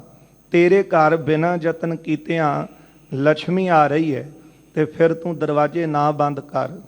ਪਰ ਇਹ ਉਹ ਲੋਕ ਸਨ ਜਿਹੜੇ ਲక్ష్ਮੀ ਦੇ ਪੁਜਾਰੀ ਸਨ। ਪਰ ਦੂਜੀ ਤਰਫ ਬਾਬੇ ਮਹਾਦੇਵ ਦੀ ਉਹ ਬਿਰਤੀ ਹੈ, ਨਾਕੋਂ ਕਾਟੀ ਕਾਨੋਂ ਕਾਟੀ ਕਾਟ ਕੂਟ ਕੈ ਡਾਰੀ। ਕਹੋ ਕਬੀਰ ਸੰਤਨ ਕੀ ਵੈਰਨ ਤੀਨ ਲੋਕ ਕੀ ਪਿਆਰੀ। ਇਹ ਉਹ ਬਿਰਤੀ ਬਾਬੇ ਮਹਾਂਦੇਵ ਨੇ ਰੱਖੀ, ਜਿਸ ਤਰ੍ਹਾਂ ਅਨੇਕਾਂ ਨੂੰ ਭਰਮਾਇਆ ਲక్ష్ਮੀ ਨੇ ਮਾਇਆ ਨੇ, ਪਰ ਨਹੀਂ ਭਰਮਾ ਸਕੀ ਤੇ ਰੱਬ ਦੇ ਪਿਆਰਿਆਂ ਨੂੰ ਨਹੀਂ ਭਰਮਾਇਆ। ਇਸ ਲਈ ਬਾਬੇ ਮਹਾਂਦੇਵ ਨੂੰ ਭਰਮਾਉਣ ਦਾ ਯਤਨ ਕਰਦਾ ਪ੍ਰਿਥੀ ਚੰਦ ਲਾਲਚ ਦੇ ਕੇ। ਕਹਿਣ ਲੱਗਾ, ਭਰਾਵਾ ਤੂੰ ਕਿਉਂ ਯਤਨ ਕਰਦਾ ਹੈ? ਤੂੰ ਆਉਂਦੀ ਲక్ష్ਮੀ ਨੂੰ ਡੱਕਦਾ ਕਿਉਂ? ਦਰਵਾਜ਼ੇ ਬੰਦ ਕਰਕੇ ਰੋਕ ਕਿਉਂ ਰਿਹਾ ਹੈ? ਲਾਭ ਰਾਜ ਹੋਏ ਚੱਕਰਵਰਤ ਕੋ। ਤੈਨੂੰ ਥੋੜਾ ਜਿਹਾ ਯਤਨ ਕੀਤਿਆਂ ਬਸ ਮੇਰੇ ਨਾਲ ਦਿੱਲੀ ਚੱਲ, ਚੱਕਰਵਰਤੀ ਰਾਜਿਆਂ ਵਰਗਾ ਤੈਨੂੰ ਲਾਭ ਮਿਲੇਗਾ। ਗ੍ਰਹਿਣ ਕਰਤ ਕਿਉਂ ਨਹੀਂ ਸੰਭਾਰ। ਫਿਰ ਤੂੰ ਇਹ ਗੱਦੀ ਜਿਹੜੀ ਹੈ ਉਹ ਕਿਉਂ ਨਹੀਂ ਸੰਭਾਲਣਾ ਚਾਹ ਰਿਹਾ? ਤੈਨੂੰ ਸਿਰਫ ਮੇਰੇ ਨਾਲ ਚੱਲਣਾ ਪੈਣਾ ਹੈ, ਗੱਦੀ ਮੈਂ ਤੈਨੂੰ ਦਵਾ ਦੇਣੀ ਹੈ ਤੇ ਵੱਡਾ ਤੈਨੂੰ ਲਾਭ ਪ੍ਰਾਪਤ ਹੋਵੇਗਾ। ਚਾਹੁੰਦਿਸ ਕੀ ਸੰਗਤ ਚੱਲ ਆਵਹਿ। ਚਾਰੇ ਤਰਫੋਂ ਸੰਗਤਾਂ ਚੱਲ ਕੇ ਆਉਣਗੀਆਂ। ਪੂਜੈ ਪਾਏ ਨ ਦੇ ਉਪਹਾਰ। ਤੈਨੂੰ ਕੀਮਤੀ ਭੇਟਾਵਾਂ ਦੇ ਕੇ ਤੇਰੇ ਚਰਨਾਂ ਦੀ ਪੂਜਾ ਕਰਨਗੀਆਂ। ਆਪਣੇ ਮਨ ਮਹਿ ਸਮਝਤ ਕਿਉਂ ਨਹਿ। ਕਿਉਂ ਨਹੀਂ ਤੂੰ ਆਪਣੇ ਮਨ ਵਿੱਚ ਇਸ ਗੱਲ ਦੀ ਸਮਝ ਕਰਦਾ? ਚਲਨ ਸੰਗ ਮੁਝ ਹੋਵਤ ਤਿਆਰ। ਬਸ ਮੇਰੇ ਨਾਲ ਚੱਲਣ ਨੂੰ ਤਿਆਰੀ ਕਰ, ਤੂੰ ਮੇਰੇ ਨਾਲ ਚੱਲਣ ਵਾਸਤੇ ਤਿਆਰ ਹੋ ਜਾ। ਮਹਾਦੇਵ ਕਹਿ ਗੁਰਤਾ ਜਗ ਕੀ। ਪ੍ਰਿਥੀ ਚੰਦ ਦੀ ਇਹ ਗੱਲ ਸੁਣ ਕੇ ਬਾਬਾ ਮਹਾਦੇਵ ਜੀ ਅੱਗੋਂ ਕਹਿਣ ਲੱਗੇ, ਮੈਂ ਲੇਵੋ ਤੁਮ ਤੇ ਲਿਹੋ ਪਾਏ। ਕਹਿਣ ਲੱਗੇ ਪ੍ਰਿਥੀ ਚੰਦ ਨੂੰ, ਕਹਿੰਦੇ ਭਰਾ ਜੀ ਸੁਣੋ, ਇਹ ਜਗਤ ਗੁਰਤਾ ਗੱਦੀ ਜਿਹੜੀ ਹੈ ਇਹ ਜੇ ਮੈਂ ਲਵਾਂ ਜਾਂ ਤੁਸੀਂ ਪ੍ਰਾਪਤ ਕਰ ਲਓ। ਸਿੱਖਿਅਨ ਕੇ ਮਨ ਕੀ ਗਤ ਬੂਝਨ। ਪਰ ਹੁਣ ਇਹ ਦੱਸੋ ਕਿ ਸਿੱਖਾਂ ਦੇ ਮਨਾਂ ਦੀ ਜਿਹੜੀ ਹਾਲਤ ਹੈ ਉਹ ਕੌਣ ਜਾਣੇਗਾ? ਕੌਣ ਕਰਹਿ ਗੋ ਦੇਹੋ ਬਤਾਏ। ਇਹ ਗੱਲ ਮੈਨੂੰ ਦੱਸੋ ਕਿ ਸਿੱਖਾਂ ਦੇ ਮਨ ਦੀ ਹਾਲਤ ਕੌਣ ਸਮਝੇਗਾ? ਉੱਥੇ ਤਾਂ ਚਲੇ ਜਾਵਾਂਗੇ। ਬਾਦਸ਼ਾਹ ਜੇ ਸਾਡਾ ਪੱਖੀ ਹੋਇਆ ਇਹ ਵੀ ਗੱਲ ਕਹਿ ਦਵੇਗਾ ਕਿ ਗੁਰਤਾ ਗੱਦੀ ਮਹਾਂਦੇਵ ਨੂੰ ਜਾਂ ਪ੍ਰਿਥੀ ਚੰਦ ਨੂੰ ਦੇ ਦਿੱਤੀ ਜਾਂਦੀ ਹੈ। ਪਰ ਹੁਣ ਜਿਹੜੀ ਗੁਰੂ ਨਾਨਕ ਸਾਹਿਬ ਦੀ ਜੋਤ ਗੁਰੂ ਰਾਮਦਾਸ ਨੇ ਗੁਰੂ ਅਰਜਨ ਦੇਵ ਸਾਹਿਬ ਅੰਦਰ ਰੱਖ ਦਿੱਤੀ ਹੈ, ਉਹ ਜੋਤ ਕੋਈ ਬਾਹਰਮੁਖੀ ਤਖਤ ਨਹੀਂ, ਉਹ ਬਾਹਰਮੁਖੀ ਛਤਰ ਨਹੀਂ ਹੈ, ਉਹ ਬਾਹਰਮੁਖੀ ਚੌਰ ਨਹੀਂ ਹੈ। ਇਸ ਲਈ ਸਿੱਖਾਂ ਦੇ ਮਨ ਦੀ ਹਾਲਤ ਕੌਣ ਜਾਣੇਗਾ? ਅਜਮਤ ਅਜਮਾਇਸ਼ ਬਿਨ ਸੰਗਤ। ਬਿਨਾਂ ਅਜਮਤ ਤੋਂ, ਬਿਨਾਂ ਅੰਦਰ ਜਾਣਿਆ ਤੋਂ ਜਿਹੜੀ ਸੰਗਤ ਹੈ, ਨਿਵਹਿ ਨਹੀਂ ਕਿਮ ਕਰਹੁ ਉਪਾਏ। ਜਿੰਨੇ ਮਰਜੀ ਯਤਨ ਕਰ, ਜਿੰਨੇ ਮਰਜੀ ਉਪਾਅ ਕਰ, ਜਿਹੜੀਆਂ ਸੂਝਵਾਨ ਸਿਆਣੀਆਂ ਸੰਗਤਾਂ ਨੇ ਨਾ, ਉਹ ਤੇਰੇ ਚਰਨਾਂ ਵਿੱਚ ਨਹੀਂ ਨਿਵਣਗੀਆਂ। ਕਿਉਂਕਿ ਗੁਰੂ ਅਰਜਨ ਦੇਵ ਸਾਹਿਬ ਸੱਚੇ ਪਾਤਸ਼ਾਹ ਜੀ ਅੰਦਰ ਉਹ ਬਖਸ਼ਿਸ਼ਾਂ ਨੇ। ਉਹ ਜਿਹੜਾ ਸਿੱਖ ਚਰਨਾਂ ਵਿੱਚ ਚੱਲ ਕੇ ਆਉਂਦਾ ਹੈ ਉਹਦੇ ਅੰਦਰ ਦੀ ਜਾਣਦੇ ਨੇ। ਅੰਤਰਜਾਮੀ ਕਰਨੈ ਹਾਰਾ ਸੋਈ ਖਸਮ ਹਮਾਰਾ। ਘਟ ਘਟ ਕੇ ਅੰਤਰ ਕੀ ਜਾਣਤ ਭਲੇ ਬੁਰੇ ਕੀ ਪੀਰ ਪਛਾਨਤ। ਗੁਰੂ ਅਰਜਨ ਦੇਵ ਸਾਹਿਬ ਤਾਂ ਅੰਦਰ ਦੀ ਜਾਣਦੇ ਹਨ। ਫਿਰ ਬੈਠੈ ਨਹਿ ਪੂਜਨ ਆਵਹਿ। ਜਿੱਥੇ ਮਰਜੀ ਤੂੰ ਸਿੰਘਾਸਨ ਲਾ ਕੇ ਬੈਠ ਜਾ, ਪਰ ਜਿਹੜੀ ਸੂਝਵਾਨ ਸੰਗਤ ਹੈ ਉਹ ਤੈਨੂੰ ਪੂਜਣ ਵਾਸਤੇ ਨਹੀਂ ਆਵੇਗੀ। ਗਾਦੀ ਭ੍ਰਿਸ਼ਟ ਹੋਏ ਤਬ ਜਾਏ। ਜਿਹੜੀ ਵੀ ਗੱਦੀ ਲਾ ਕੇ ਤੂੰ ਜਾਂ ਮੈਂ ਬੈਠਾਂਗੇ ਨਾ, ਸਾਡਾ ਬੈਠਣਾ ਭ੍ਰਿਸ਼ਟ ਹੀ ਹੋਵੇਗਾ। ਕਿਉਂਕਿ ਗੁਰੂ ਨੂੰ ਕੋਈ ਬਾਹਰਲਾ ਸਿੰਘਾਸਨ ਨਹੀਂ ਚਾਹੀਦਾ। ਉਹ ਤਾਂ ਜੋਤ ਗੁਰੂ ਨਾਨਕ ਸਾਹਿਬ ਦੀ ਰੱਬੀ ਜੋਤ ਜਿਹੜੀ ਰੱਖ ਦਿੱਤੀ ਹੈ, ਮਾਣ ਸਤਕਾਰ ਅਦਬ ਸੰਗਤ ਨੇ ਉਹਦਾ ਕਰਨਾ ਹੈ। ਨਾਲੇ ਸਿੱਖਾਂ ਦੇ ਅੰਦਰ ਦੀ ਹਾਲਤ ਤਾਂ ਪੂਰਾ ਗੁਰੂ ਜਾਣਦਾ ਹੈ ਨਾ। ਤੇ ਇਸ ਲਈ ਜੇ ਤੂੰ ਗੱਦੀ ਲਾ ਕੇ ਬੈਠੇ ਜਾਂ ਮੈਂ ਲਾ ਕੇ ਬੈਠਾਂਗਾ, ਫਿਰ ਆਪਣੇ ਆਪ ਨੂੰ ਭ੍ਰਿਸ਼ਟ ਹੀ ਜਾਣਾਂਗੇ। ਸ੍ਰੀ ਨਾਨਕ ਸ੍ਰੀ ਅੰਗਦ ਪੂਰਨ। ਗੁਰੂ ਨਾਨਕ ਸਾਹਿਬ ਜੀ ਅਤੇ ਗੁਰੂ ਅੰਗਦ ਦੇਵ ਸਾਹਿਬ ਜੀ। ਸ੍ਰੀ ਗੁਰ ਅਮਰਦਾਸ ਜੀ ਜਾਨ। ਧੰਨ ਗੁਰੂ ਅਮਰਦਾਸ ਸਾਹਿਬ ਸੱਚੇ ਪਾਤਸ਼ਾਹ ਜੀ ਪੂਰਨ ਸਤਿਗੁਰੂ ਜਾਣੋ। ਸ੍ਰੀ ਮਤ ਰਾਮਦਾਸ ਪਿਤ ਹਮਰੇ। ਪਿਤਾ ਧੰਨ ਗੁਰੂ ਰਾਮਦਾਸ ਸਾਹਿਬ ਜੀ। ਤਿਨ ਮਹੁ ਜੋਤ ਏਕ ਹੀ ਮਾਨ। ਹੁਣ ਇਹਨਾਂ ਵਿੱਚ ਇੱਕੋ ਜੋਤ ਜਿਹੜੀ ਹੈ ਉਹ ਵਰਤੀ ਹੈ। ਪਰਮ ਜੋਤ ਸੋਈ ਅਬ ਚੀਨੋ। ਫਿਰ ਉਹੀ ਪਰਮ ਜੋਤ ਜਿਹੜੀ ਹੈ ਹੁਣ ਜਾਣਨਾ ਕਰੋ। ਸ੍ਰੀ ਅਰਜਨ ਮੈਂ ਦਿਪਤ ਮਹਾਨ। ਧੰਨ ਗੁਰੂ ਅਰਜਨ ਦੇਵ ਸਾਹਿਬ ਜੀ ਵਿੱਚ ਪ੍ਰਕਾਸ਼ਮਾਨ ਹੈ ਕਿਹੜੀ ਜੋਤ, ਜਿਹਦਾ ਜ਼ਿਕਰ ਭੱਟ ਜੀ ਨੇ ਬਾਣੀ ਅੰਦਰ ਕੀਤਾ ਹੈ ਨਾ। ਜੋਤ ਰੂਪ ਹਰਿ ਆਪ ਗੁਰੂ ਨਾਨਕ ਕਹਾਇਓ, ਤਾਂ ਤੇ ਅੰਗਦ ਪਇਓ, ਤਤ ਸਿਉ ਤਤ ਮਿਲਾਇਓ। ਅੰਗਦ ਕਿਰਪਾ ਧਾਰ ਅਮਰ ਸਤਿਗੁਰ ਥਿਰ ਕੀਓ। ਅਮਰਦਾਸ ਅੰਮ੍ਰਿਤ ਛਤਰ ਗੁਰ ਰਾਮੈ ਦੀਓ। ਗੁਰ ਰਾਮਦਾਸ ਦਰਸ਼ਨ ਪਰਸ ਕਹਿ ਮਥੁਰਾ ਅੰਮ੍ਰਿਤ ਬੈਣ। ਮੂਰਤ ਪੰਚ ਪ੍ਰਮਾਣ ਪੁਰਖ ਗੁਰ ਅਰਜਨ ਪਿੱਖੋ ਨੈਣ। ਹੁਣ ਇਹ ਜਿਹੜੀ ਗੁਰੂ ਨਾਨਕ ਸਾਹਿਬ ਦੀ ਜੋਤ ਗੁਰੂ ਅੰਗਦ ਦੇਵ ਸਾਹਿਬ ਅੰਦਰ, ਗੁਰੂ ਅਮਰਦਾਸ ਜੀ ਤੋਂ ਹੋ ਕੇ ਗੁਰੂ ਰਾਮਦਾਸ ਜੀ ਵਿੱਚ ਵਰਤੀ, ਪਿਤਾ ਸਤਿਗੁਰੂ ਅੰਦਰ। ਉਹ ਹੁਣ ਪਰਮ ਜੋਤੀ ਰੱਬੀ ਜੋਤ ਗੁਰੂ ਅਰਜਨ ਦੇਵ ਸਾਹਿਬ ਦੇ ਅੰਦਰ ਪ੍ਰਕਾਸ਼ ਹੋ ਰਹੀ ਹੈ। ਤਿਨਹੋ ਸ਼ੋਰ ਕਿਮ ਸੰਗਤ ਆਵਹਿ, ਤੇ ਉਹਨਾਂ ਨੂੰ ਛੱਡ ਕੇ ਸਾਡੇ ਵੱਲ ਸੰਗਤ ਕਿਸ ਤਰ੍ਹਾਂ ਆਵੇਗੀ? ਜਹ ਅਜਮਤ ਬਿਨ ਲੇਹ ਪਛਾਨ, ਜਦੋਂ ਸੰਗਤ ਸਾਨੂੰ ਜਾਣੇਗੀ ਨਾ ਕਿ ਇਹ ਅਜਮਤ ਤੋਂ ਖਾਲੀ ਨੇ, ਇਹਨਾਂ ਵਿੱਚ ਕੋਈ ਕਰਾਮਾਤ ਨਹੀਂ, ਕੋਈ ਬਖਸ਼ਿਸ਼ ਨਹੀਂ ਵਰਤ ਰਹੀ। ਆਪ ਅਸ਼ਤ ਹੀ ਥਾਪਿਓ ਗੁਰ ਕਰ, ਕਿਉਂਕਿ ਗੁਰੂ ਰਾਮਦਾਸ ਜੀ ਨੇ ਆਪਣੇ ਹੁੰਦਿਆਂ ਸ੍ਰੀ ਗੁਰੂ ਅਰਜਨ ਦੇਵ ਸਾਹਿਬ ਨੂੰ ਆਪਣੇ ਸਿੰਘਾਸਨ ਤੇ ਗੱਦੀ ਤੇ ਬਿਠਾਇਆ ਹੈ। ਸਕਲ ਜਤ ਪੂਰਨ ਤਿਸ ਮਾਹੇ, ਤੇ ਸਾਰਾ ਜਸ ਜਿਹੜਾ ਹੈ ਉਹ ਹਰ ਤਰ੍ਹਾਂ ਕਰਕੇ ਗੁਣਾ ਕਰਕੇ ਪੂਰਨ ਹਨ। ਅਜਰ ਜਰਿਓ ਨਹਿ ਕਰਤ ਜਨਾਵਨ, ਤੇ ਗੁਰੂ ਅਰਜਨ ਦੇਵ ਸਾਹਿਬ ਜੀ ਨਾ ਜਰੇ ਜਾਣ ਨੂੰ ਵੀ ਜਰਨ ਵਾਲੇ ਨੇ, ਨਹਿ ਕਰਤ ਜਨਾਵਨ। ਇੰਨੀ ਵੱਡੀ ਗੁਰਤਾ ਗੱਦੀ ਦੇ ਮਾਲਕ ਹੋ ਕੇ ਸਿੰਘਾਸਨ ਤੇ ਬੈਠ ਕੇ ਵੀ ਕਦੇ ਉਹਨਾਂ ਨੇ ਆਪਣਾ ਆਪ ਨਹੀਂ ਜਣਾਇਆ। ਪ੍ਰਾਨ ਹਾਨ ਲੋ ਨਹੀਂ ਦਿਖਾਹੇ, ਤੇ ਮੈਨੂੰ ਇਹ ਗੱਲ ਤੇ ਵੀ ਭਰੋਸਾ ਹੈ, ਭਾਵੇਂ ਇਹਨਾਂ ਦੇ ਪ੍ਰਾਣ ਵੀ ਕਿਉਂ ਨਾ ਚਲੇ ਜਾਣ, ਪਰ ਕਦੇ ਵੀ ਇਹ ਕਰਾਮਾਤ ਨਹੀਂ ਦਿਖਾਉਣਗੇ, ਕਿਉਂਕਿ ਬਾਬਾ ਮਹਾਦੇਵ ਇਹ ਵੀ ਕਮਾਈ ਵਾਲੇ ਨੇ। ਹੋ ਸਕਦਾ ਹੈ ਭਵਿੱਖਤ ਵਾਕ ਵੀ ਜਾਣਦੇ ਨੇ, ਇਸ ਲਈ ਬਾਬੇ ਪ੍ਰਿਥੀ ਚੰਦ ਨੂੰ ਇਹ ਬੋਲ ਇਹਨਾਂ ਨੇ ਕਹੇ ਨੇ ਕਿ ਗੁਰੂ ਅਰਜਨ ਦੇਵ ਸਾਹਿਬ ਜੀ ਵਿੱਚ ਇਹ ਗੁਣ ਨੇ, ਅਜਰ ਜਰਨ ਨਹਿ ਕਰਿਓ ਜਨਾਵਨ। ਨਾ ਜਰੇ ਜਾਣ ਨੂੰ ਜਰ ਲੈਂਦੇ ਨੇ, ਕਦੇ ਇਹਨਾਂ ਨੇ ਕਰਾਮਾਤ ਜਣਾਈ ਨਹੀਂ। ਤੇ ਮੈਂ ਇਹ ਗੱਲ ਵੀ ਜਾਣਦਾ ਕਿ ਭਾਵੇਂ ਇਹਨਾਂ ਦੇ ਪ੍ਰਾਣਾਂ ਤੱਕ ਵੀ ਆ ਜਾਵੇ, ਅੰਤ ਹੋਵੇ ਪ੍ਰਾਣਾਂ ਦਾ, ਫਿਰ ਵੀ ਇਹ ਕਦੇ ਵਾਸਤੇ ਕਰਾਮਾਤ ਨਹੀਂ ਜਣਾਉਣਗੇ। ਗੁਰੂ ਹੋਣ ਕੀ ਇਹ ਵਡਾਈ, ਇਹੋ ਹੀ ਤਾਂ ਗੁਰੂ ਹੋਣ ਦੀ ਵਡਿਆਈ ਹੈ। ਅਨਕ ਬਿਗਨ ਤੇ ਚਾਲੈ ਨਾਹੇ, ਭਾਵੇਂ ਕਿੰਨੀਆਂ ਵੀ ਜਿਹੜੀਆਂ ਮੁਸੀਬਤਾਂ ਕਿਉਂ ਨਾ ਆ ਜਾਣ, ਪਰ ਕਦੇ ਆਪਣੀ ਕਰਾਮਾਤ ਨਹੀਂ ਜਣਾਉਂਦੇ। ਨਹੀਂ ਤਾਂ ਇੱਕੋ ਇੱਕ ਤੀਰ ਚਲਾਇਆ ਧੰਨ ਗੁਰੂ ਕਲਗੀਧਰ ਸਾਹਿਬ ਸੱਚੇ ਪਾਤਸ਼ਾਹ ਜੀ ਨੇ ਚਮਕੌਰ ਦੀ ਗੜੀ ਵਿੱਚ, ਤੇ ਇੱਕੋ ਤੀਰ ਦੇ ਨਾਲ ਸਤਿਗੁਰੂ ਜੀ ਨੇ ਨਿਸ਼ਾਨਾ ਲਾਇਆ। ਤੇ ਭਾਈ ਸੰਤੋਖ ਸਿੰਘ ਲਿਖਦੇ ਨੇ, ਅਨੇਕਾਂ ਚੋਂ ਸਤਿਗੁਰਾਂ ਦਾ ਉਹ ਤੀਰ ਪਾਰ ਹੋਇਆ। ਪਰ ਉੱਥੇ ਫਿਰ ਅੱਲਾ ਯਾਰ ਖਾਂ ਨੇ, ਜੋਗੀ ਨੇ ਲਿਖਿਆ ਹੈ ਨਾ ਕਿ ਗੁਰੂ ਕਲਗੀਧਰ ਸਾਹਿਬ ਜੀ ਦੇ ਬੋਲ ਸਨ ਕਿ ਮਹਾਰਾਜ ਕਹਿੰਦੇ ਸਨ, ਸਾਨੂੰ ਆਗਿਆ ਹੀ ਨਹੀਂ ਹੈ ਹਲੇ ਅਕਾਲ ਪੁਰਖ ਦੀ ਜੰਗ ਕਰਨ ਦੀ, ਨਹੀਂ ਤਾਂ ਮਿੱਟੀ ਤੱਕ ਉਡਾ ਸਕਤੇ ਹੈ ਦੁਸ਼ਮਨ ਕੇ ਚਮਨ ਕੀ। ਨਹੀਂ ਤਾਂ ਇਹਨਾਂ ਦੀ ਕੀ ਹਿੰਮਤ ਹੈ, ਇੱਕੋ ਤੀਰ ਦੇ ਨਾਲ ਪਾਤਸ਼ਾਹ ਸਾਰਿਆਂ ਨੂੰ ਖਤਮ ਕਰ ਸਕਦੇ, ਪਰ ਕਦੇ ਕਰਾਮਾਤ ਜਣਾਉਂਦੇ ਨਹੀਂ। ਜਦੋਂ ਪਾਤਸ਼ਾਹ ਨੇ ਤੀਰ ਚਲਾਇਆ ਤੇ ਉਦੋਂ ਵੀ ਵਜੀਦੇ ਵਰਗਿਆਂ ਨੇ ਫੜ ਕੇ ਕਿਹਾ ਸੀ ਇਹ ਕਰਾਮਾਤ ਹੈ, ਤੇ ਚਿੱਠੀ ਲੈ ਕੇ ਭੇਜੀ ਸੀ ਮਹਾਰਾਜ ਨੇ, ਕਰਾਮਾਤ ਨਹੀਂ ਇਹ ਅਭਿਆਸ ਹੈ। ਕਿਉਂਕਿ ਬਚਪਨ ਵਿੱਚ ਬਾਲ ਅਵਸਥਾ ਵਿੱਚ ਹੀ ਸਤਿਗੁਰਾਂ ਨੇ ਸ਼ਸਤਰਾਂ ਦਾ ਅਭਿਆਸ ਹੀ ਇੰਨਾ ਕੀਤਾ ਕਿ ਸਤਿਗੁਰਾਂ ਵਰਗਾ ਤੀਰ ਅੰਦਾਜ਼ੀ ਕੋਈ ਇਹਨਾਂ ਪਹਾੜੀਆਂ ਕੋਲ ਕੀ, ਤੁਰਕਾਂ ਕੋਲ ਕੀ, ਕੋਈ ਜਹਾਨ ਵਿੱਚ ਹੈ ਹੀ ਨਹੀਂ ਸੀ। ਰਹੋ ਵਿਚਾਰ, ਇੱਥੇ ਮਹਾਦੇਵ ਜੀ ਕਹਿੰਦੇ ਨੇ ਕਿ ਗੁਰੂ ਹੋਣ ਦੀ ਇਹੋ ਵਡਿਆਈ ਹੁੰਦੀ। ਇਹਨੂੰ ਤਾਂ ਪੂਰਾ ਗੁਰੂ ਕਹਿੰਦੇ ਨੇ ਕਿ ਸਭ ਕੁਝ ਕੋਲ ਹੁੰਦਿਆਂ ਹੋਇਆਂ ਵੀ ਉਹਨੂੰ ਜਰ ਲੈਣਾ ਤੇ ਆਮ ਮਨੁੱਖਾਂ ਵਾਂਗੂ ਸਮਾਂ ਬਤੀਤ ਕਰਨਾ। ਕਹਿਣ ਲੱਗੇ ਕਿ ਇਹ ਗੁਣ ਭਰਾਵਾ ਸਾਡੇ ਵਿੱਚ ਨਹੀਂ ਹਨ।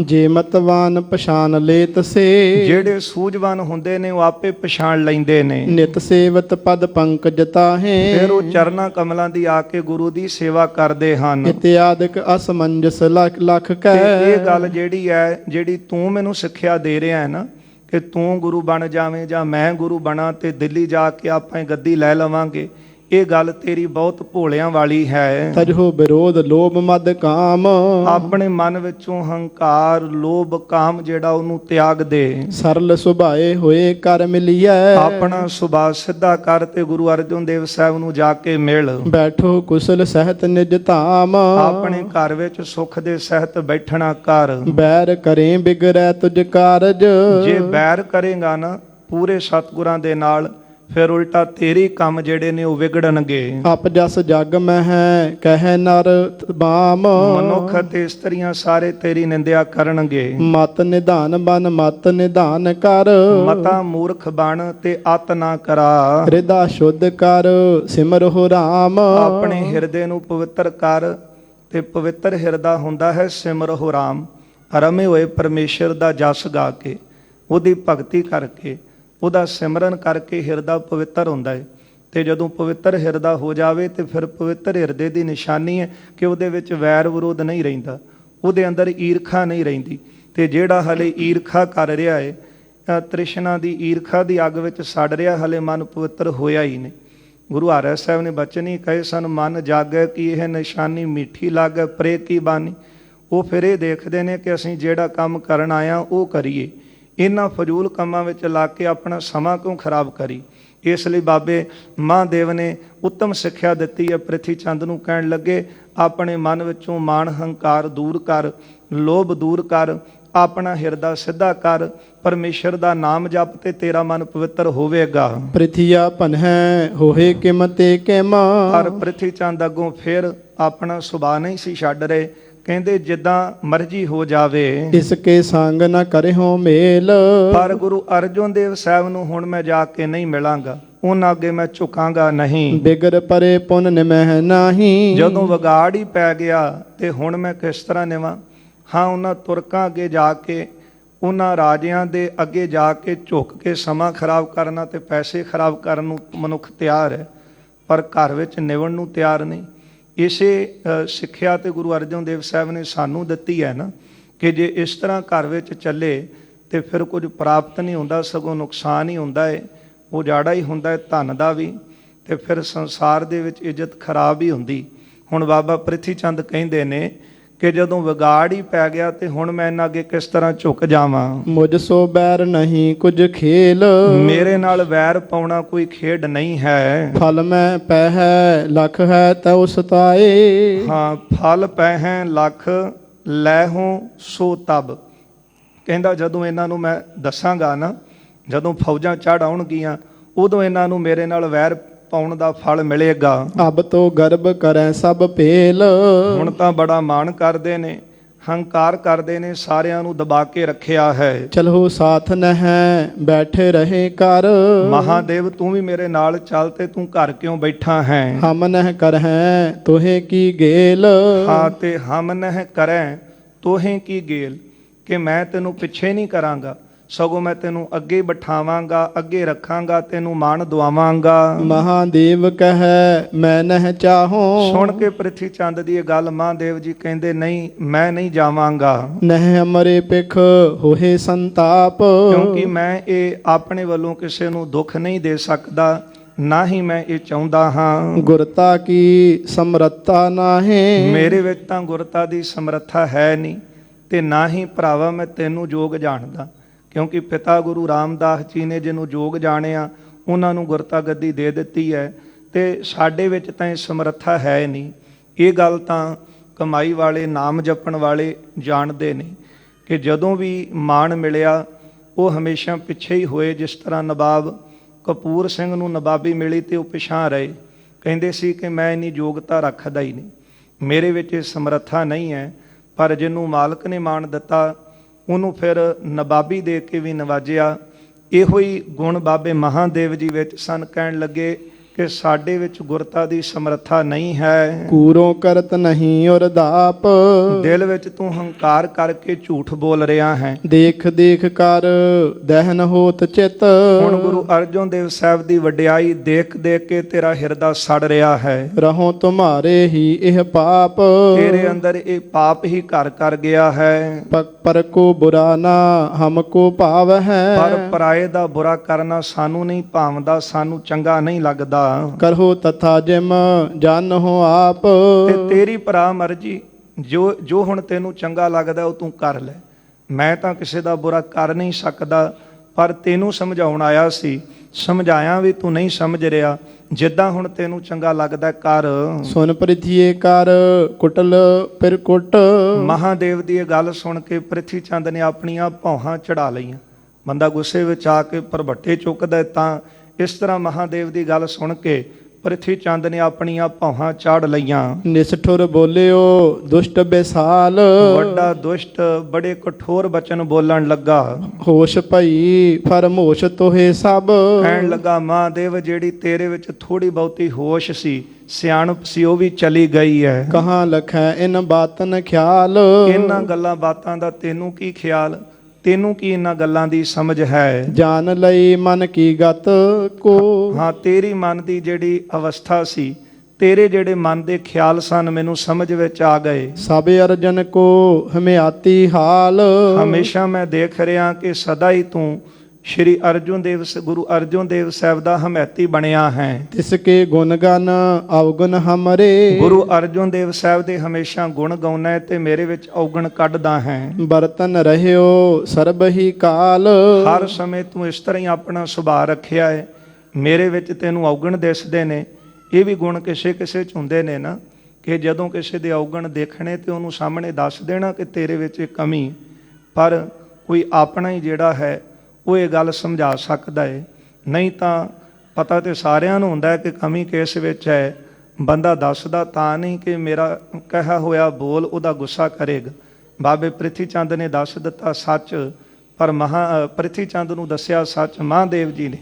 ਤੇ ਪ੍ਰਿਥੀ ਚੰਦ ਅੱਗੋਂ ਕਹਿੰਦਾ ਕਿ ਮੈਨੂੰ ਪਤਾ ਹੈ ਤੂੰ ਗੁਰੂ ਅਰਜੁਨ ਦੇਵ ਸਾਹਿਬ ਦਾ ਹਮੇਸ਼ਾ ਹਮੈਤੀ ਬਣਿਆ ਤੇ ਮੇਰੇ ਵਿੱਚ ਤੈਨੂੰ ਔਗਣ ਹੀ ਦਿਸੇ ਹਨ। ਮਹਾਦੇਵ ਬੋਲਿਓ ਹਮ ਪੱਖੀ। ਸੁਣ ਕੇ ਮਹਾਦੇਵ ਜੀ ਕਹਿੰਦੇ ਹਾਂ ਪ੍ਰਿਥੀ ਚੰਦ, ਮੈਂ ਗੁਰੂ ਦਾ ਪੱਖੀ ਹਾਂ। ਸ੍ਰੀ ਅਰਜਨ ਕੇ ਨਿਤ ਅਨੁਸਾਰ। ਮੈਂ ਹਮੇਸ਼ਾ ਹੀ ਗੁਰੂ ਅਰਜੁਨ ਦੇਵ ਸਾਹਿਬ ਦੇ ਅਨੁਸਾਰੀ ਹਾਂ। ਵੈਸ ਅਲਪ ਹੈ ਗੁਣ ਮਹਿ ਦੀਰਘ। ਪਤਾ ਕਿਉਂ ਮੈਂ ਉਹਨਾਂ ਦੇ ਅਨੁਸਾਰੀ ਹਾਂ ਤੇ ਕਿਉਂ ਉਹਨਾਂ ਦੀ ਪੱਖ ਦੀ ਗੱਲ ਕਰਦਾ? ਕਿਉਂਕਿ ਗੁਰੂ ਅਰਜੁਨ ਦੇਵ ਸਾਹਿਬ ਦੀ ਉਮਰ ਹੈ ਸਾਡੇ ਦੋਵਾਂ ਤੋਂ ਛੋਟੀ, ਪਰ ਗੁਣਾਂ ਵਿੱਚ ਉਹ ਵੱਡੇ ਹਨ। ਅਰਪਿਤ ਆਗਿਆ ਕੀਨ ਉਚਾਰ।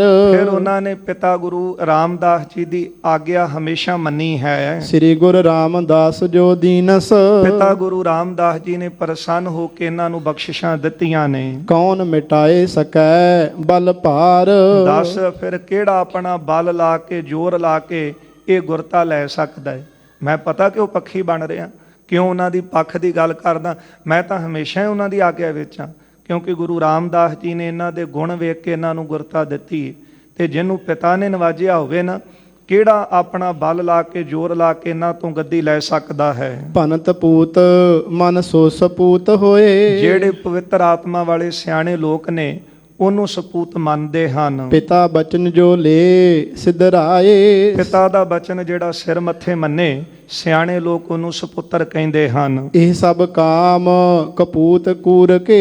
ਜਿਹੜਾ ਝੂਠ ਬੋਲਣਾ, ਕਪਟ ਰੱਖਣਾ, ਘਰ ਵਿੱਚ ਹੀ ਵਲਛਲ ਖੇਡੀ ਜਾਣੇ, ਘਰ ਵਿੱਚ ਹੀ ਧੋਖਾ ਕਰੀ ਜਾਣਾ, ਉਹਨੂੰ ਲੋਕ ਕਪੁੱਤਰ ਕਹਿੰਦੇ ਹਨ। ਪਿਤਾ ਬਾਕ ਕੋ ਚਾਹੇ ਉਲਟਾਏ। ਜਿਹੜਾ ਹਮੇਸ਼ਾ ਹੀ ਆਪਣੇ ਪਿਤਾ ਦੀ ਆਗਿਆ ਤੋਂ ਉਲਟ ਚੱਲਦਾ ਰਿਹਾ ਹੋਵੇ, ਕਦੇ ਮਾਂ-ਬਾਪ ਦਾ ਬਚਨ ਕੋਈ ਮੰਨਿਆ ਨਾ ਹੋਵੇ, ਉਹਨੂੰ ਲੋਕ ਕਹਿੰਦੇ ਨੇ ਕਪੁੱਤਰ ਹੈ।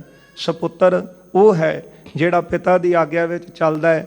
ਉਹਨੇ ਗੁਰੂ ਅਰਜੁਨ ਦੇਵ ਸਾਹਿਬ ਪਿਤਾ ਦੀ ਆਗਿਆ 'ਚ ਚੱਲੇ ਤੇ ਗੁਰੂ ਰਾਮਦਾਸ ਜੀ ਨੇ ਉਹਨਾਂ ਨੂੰ ਸਿੰਘਾਸਨ ਤੇ ਬਿਠਾਇਆ। ਤੇ ਹੁਣ ਘਰ ਵਿੱਚ ਝੂਠ ਬੋਲਣਾ, ਵਲ-ਛਲ, ਧੋਖੇ ਕਰਨੇ, ਜਿਹੜੇ ਕੰਮ ਤੂੰ ਕੀਤੇ ਨੇ ਨਾ, ਕਦੇ ਪਿਤਾ ਦੀ ਆਗਿਆ ਨਹੀਂ ਮੰਨੀ, ਇਹ ਕਪੁੱਤਰਾਂ ਵਾਲੇ ਕੰਮ ਹਨ। ਕ੍ਰੋਧੀ ਕੁਟਲ ਕ੍ਰਿਤ ਘਨੀ ਕਾਇਰ।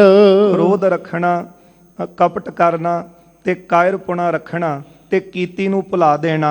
ਕੁਚਲ ਕਠੋਰ ਕੁਮਤ ਕੁਟਲਾਏ। ਭੈੜੀ ਚਾਲ ਚੱਲਣੀ, ਖੋਟੀ ਮੱਥ ਰੱਖਣੀ ਤੇ ਧੋਖੇ ਕਰਨੇ। ਇਸ ਤੇ ਪਰੇ ਦੋਸ਼ ਕਿਹ ਗਨੀਐ। ਹੁਣ ਇਸ ਤੋਂ ਪਰਾ ਮੈਂ ਕਿਹੜੇ ਕਿਹੜੇ ਔਗਣ ਗਿਣ ਕੇ ਦੱਸਾਂ? ਜੋ ਤੁਮ ਕਰਿਓ ਚਹਿਤ ਚਿਤ ਚਾਏ। ਜਿਹੜੇ ਕੰਮ ਤੂੰ ਚਿੱਤ ਲਾ ਕੇ ਕਰ ਰਿਹਾ ਹੈ ਨਾ, ਮਹਾਂਦੇਵ ਕਹਿੰਦੇ ਕਿ ਇਹ ਬਹੁਤ ਜ਼ਿਆਦਾ ਮਾੜੇ ਜਿਹੜੇ ਹਨ ਇਹ ਕੰਮ ਨੇ।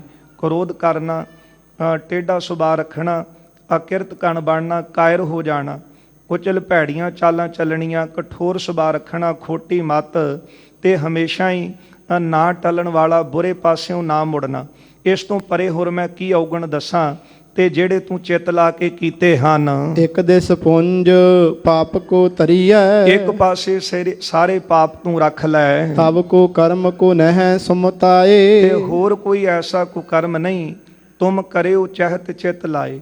ਜਿਹੜੇ ਕੰਮ ਤੂੰ ਕੁਕਰਮ ਕੋ ਨਹਿ ਸਮਤਾਏ, ਜਿਹੜੇ ਕੁਕਰਮ ਤੂੰ ਕੀਤੇ ਨੇ ਨਾ, ਹਾਂ ਹੁਣ ਮੈਂ ਕੀ ਕਹਿ ਕੇ ਦੱਸਾਂ ਕਿ ਕਿਹਦੇ ਸਮਾਨ ਤੂੰ ਮਾੜੇ ਕੰਮ ਕੀਤੇ ਹਨ। ਸ੍ਰੀ ਨਾਨਕ ਕੋ ਰੂਪ ਜਗਤ ਗੁਰ।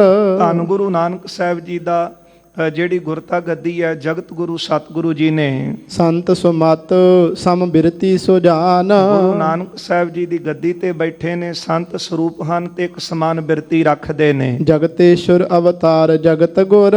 ਜਗਤ ਦੇ ਈਸ਼ਵਰ ਨੇ, ਜਗਤ ਗੁਰੂ ਨੇ ਅਵਤਾਰ ਲਿਆ ਹੈ। ਕਰਿਓ ਹਜ਼ਾਰਨ ਕੋ ਕਲਿਆਣ। ਜਿਨ੍ਹਾਂ ਸਤਿਗੁਰਾਂ ਨੇ ਹਜ਼ਾਰਾਂ ਹੀ ਸਿੱਖਾਂ ਦਾ ਕਲਿਆਣ ਕੀਤਾ ਹੈ। ਗੁਣ ਗੁਣ ਧਰਤ ਪਿਤਾ ਪੁਨ ਹਮਰੋ। ਅਨੇਕਾਂ ਗੁਣ ਜਿਹੜੇ ਉਹ ਧਾਰਨ ਧਾਰਨ ਕੀਤੇ ਹਨ ਪਿਤਾ ਸਤਿਗੁਰੂ ਜੀ ਨੇ। ਤਿਨਹੋਂ ਬਿਠਾਇਓ ਆਪਨ ਸਥਾਨ, ਫਿਰ ਗੁਰੂ ਰਾਮਦਾਸ ਜੀ ਨੇ ਆਪਣੀ ਥਾਂ ਤੇ ਇਹਨਾਂ ਨੂੰ ਬਿਠਾਇਆ ਹੈ। ਤਿਨਕੇ ਬਾਕ ਚਹਿਤ ਉਲਟਾਏ, ਉਹਨਾਂ ਸਤਿਗੁਰੂ ਗੁਰੂ ਰਾਮਦਾਸ ਜੀ ਦੇ ਬਚਨ ਤੋਂ ਉਲਟਾਉਣੇ ਚਾਹੁੰਦਾ ਹੈ ਨਹਿ ਆਗਿਆ ਮਾਨੈ ਕਰ ਮਾਨ।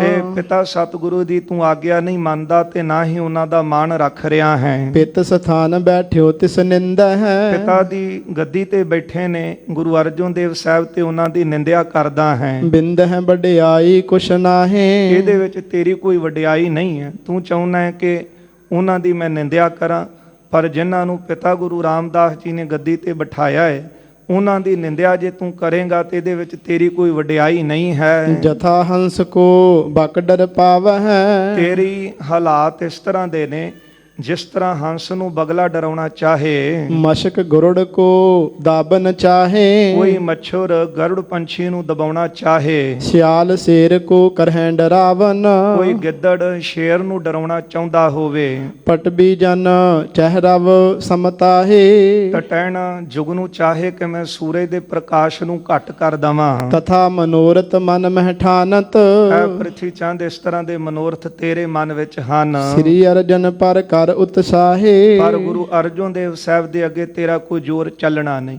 ਇਹ ਕੁਝ ਦ੍ਰਿਸ਼ਟਾਂਤ ਦਿੱਤੇ ਨੇ ਕਿ ਜਿਸ ਤਰ੍ਹਾਂ ਹੰਸ ਚਾਹੁੰਦਾ ਹੈ ਬਗਲੇ ਨੂੰ ਮੈਂ ਦਬਾ ਲਵਾਂ, ਪਰ ਬਗਲਾ ਹੰਸ ਦੇ ਅੱਗੇ ਕੀ ਹੈ।